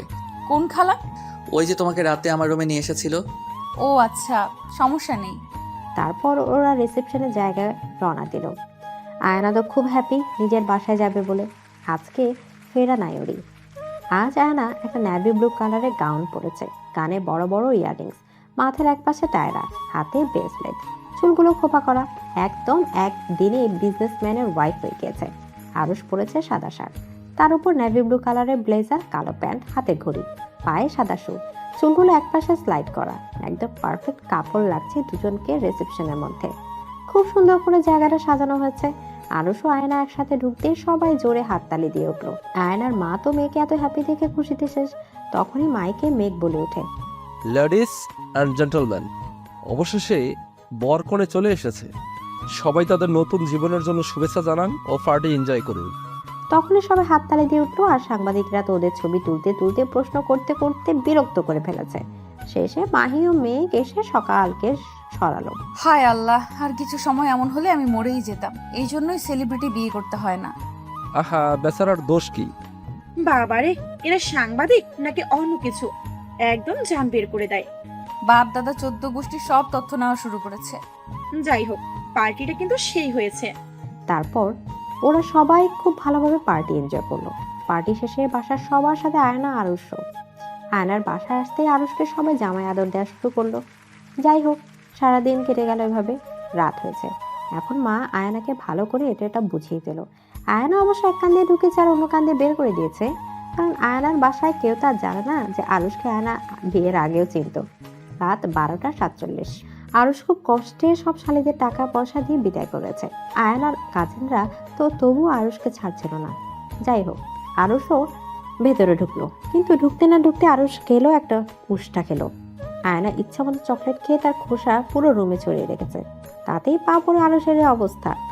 যাই হোক, আরুষ তো রেগে ফায়ার, ভাবছে আয়নাকে মেরে ভূত বানিয়ে দিবে। আয়নার কাছে গিয়ে দেখে আয়না সব শাড়ি গয়না খুলে একটা গেঞ্জি আর স্কার্ট পরে ঘুমিয়ে গেছে। একদম 10 বছরের বাচ্চার মতো লাগছে। এমন ইনোসেন্ট চেহারা দেখে আরুষ সব রাগ পানি হয়ে গেল। আরুষ আর কিছু না বলে আয়নাকে বুকে জড়িয়ে ঘুমিয়ে পড়ল। পরের দিন সকালে ঘুম ভাঙে আরুষ আয়নার হাসি মুখটা দেখে। আয়নাও মিটমিট করে চোখ মেলছে। আজকে দিনটা খুব ভালো যাবে। কেন? ঘুম ভেঙেই আমার পরিটার মুখটা যে দেখলাম। ও, যাই ফ্রেশ হয়ে আসি, ও বাড়ির জন্য রওনা দিতে হবে। একটা জিনিস করার খুব শখ, কিন্তু বাসি মুখে করতে ইচ্ছে করছে না। এই না না, একদমই না। মুয়া। ওয়াক, থু থু, ছি, থুরবাল। বাসি মুখে কিস করছেন কেন? এখন শুধু কিস করছে, এই মুহূর্তে গোসল করতে না গেলে বলো আরো কিছু হয়েছে, যাচ্ছি, যত সব। আয়না ফ্রেশ হতে চলে গেল। আরুষ আয়নার রুমটা ভালো করে দেখছে। এর আগেও তো কতবার এই রুমে এসেছে, কিন্তু প্রতিবারই লুকিয়ে। আর আল্লাহর ইচ্ছে আছে সসম্মানে এসেছে আয়নার জামাই হয়ে। এরই মাঝে আয়না গোসল শেষ করে বাইরে আসলো। ব্লাউজ পেটিকোটের উপর কোনো মতে শাড়ি পেঁচে চুল দিয়ে টপ টপ পানি পড়ছে। আয়নার সামনে দাঁড়িয়ে চুল ছাড়ছে আয়না। এমন সময় আরুষ পেছন থেকে জড়িয়ে ধরে, পিঠে মুখ গুজে নেয়। এইভাবে সামনে এসো না প্লিজ, আমি পাগল হয়ে যাব। এইসব ন্যাকামি আর 1-2 বছর পর আমাকে আর ভালো লাগবে না, তখন অন্য মেয়েদেরকেই ভালো লাগবে। একদম পিটাবো আর এসব বললে। আমার কাছে তুমি সব, আর আমি সারা জীবন তোমার সাইকো লাভার হয়ে থাকবো। আমার যদি কোনোদিন কিছু হয়ে যায় তবে? আয়ানাকে আরুষ আর কিছু বলতে না দিয়ে শক্ত করে ওকে জড়িয়ে ধরলো আর কপালে একটা খুব আবেগ দিয়ে চুমু দিল। আমিও মরে যাব। তারপর কিছু সময় দুজনের মাঝে নীরবতা ছিল। পরে তারা স্বাভাবিক হয়ে বাহিরে আসে। After 3 years. সত্যি এই 3টি বছর আরুষ কখনো আয়নাকে কাঁদতে দেয়নি, ভালোবাসা কোনো কমতি রাখেনি। আজ আরুষের মনটা ভীষণ ছটফট করছে। ওটির সামনে দাঁড়িয়ে বারবার আল্লাহকে স্মরণ করছে আরুষ। মেঘ মাহি ওরা ওকে সান্ত্বনা দিচ্ছে। এখন মেঘ আর মাহিও হাজব্যান্ড ওয়াইফ, কিন্তু আরুষের মনে শান্তি নেই। ভেতরে তার বউ ও বাচ্চা মৃত্যুর সাথে লড়ছে। আয়না যে প্রেগনেন্ট, আজ তার ডেলিভারি। আরুষের বারবার ভেতরে যাওয়ার আগে আয়নার বলা কথা মনে পড়ছে। কেঁদো না জান পাখি, এখনই তোমাকে ডক্টররা নিয়ে যাবে আর তুমি আর আমাদের সন্তান সুস্থভাবে বের হবে। আরুষ, আমার খুব কষ্ট হচ্ছে। আমার মনে হয় আমি বাঁচবো না। চুপ, একদম চুপ। এই তো আর কিছুক্ষণ, তারপর সব ঠিক হয়ে যাবে।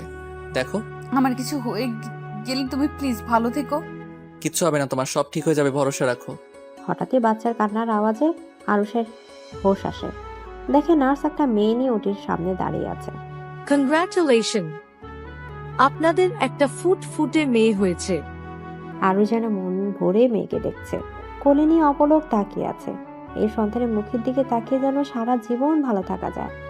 আয়নার কথা মনে আসতে আরুষ তাকে তাদের মেয়ের মাহির কোলে দিয়ে নার্সকে ধাক্কা মেরে চলে যায় ভেতরে।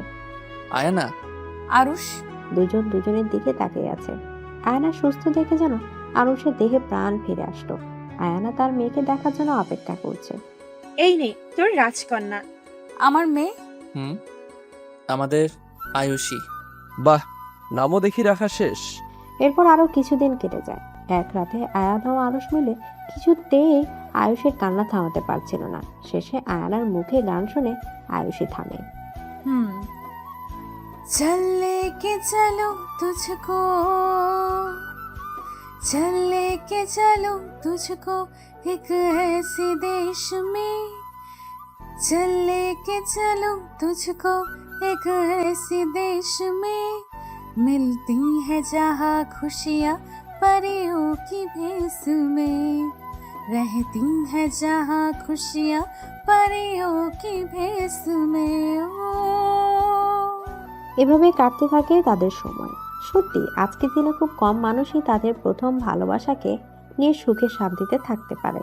সত্যিকারের ভালোবাসা কখনো শেষ হয় না, যে কোনো পরিস্থিতিতে আবার এক হয়ে যায়। বেঁচে থাকুক আরুষ ও আয়ানার অফুরন্ত ভালোবাসা।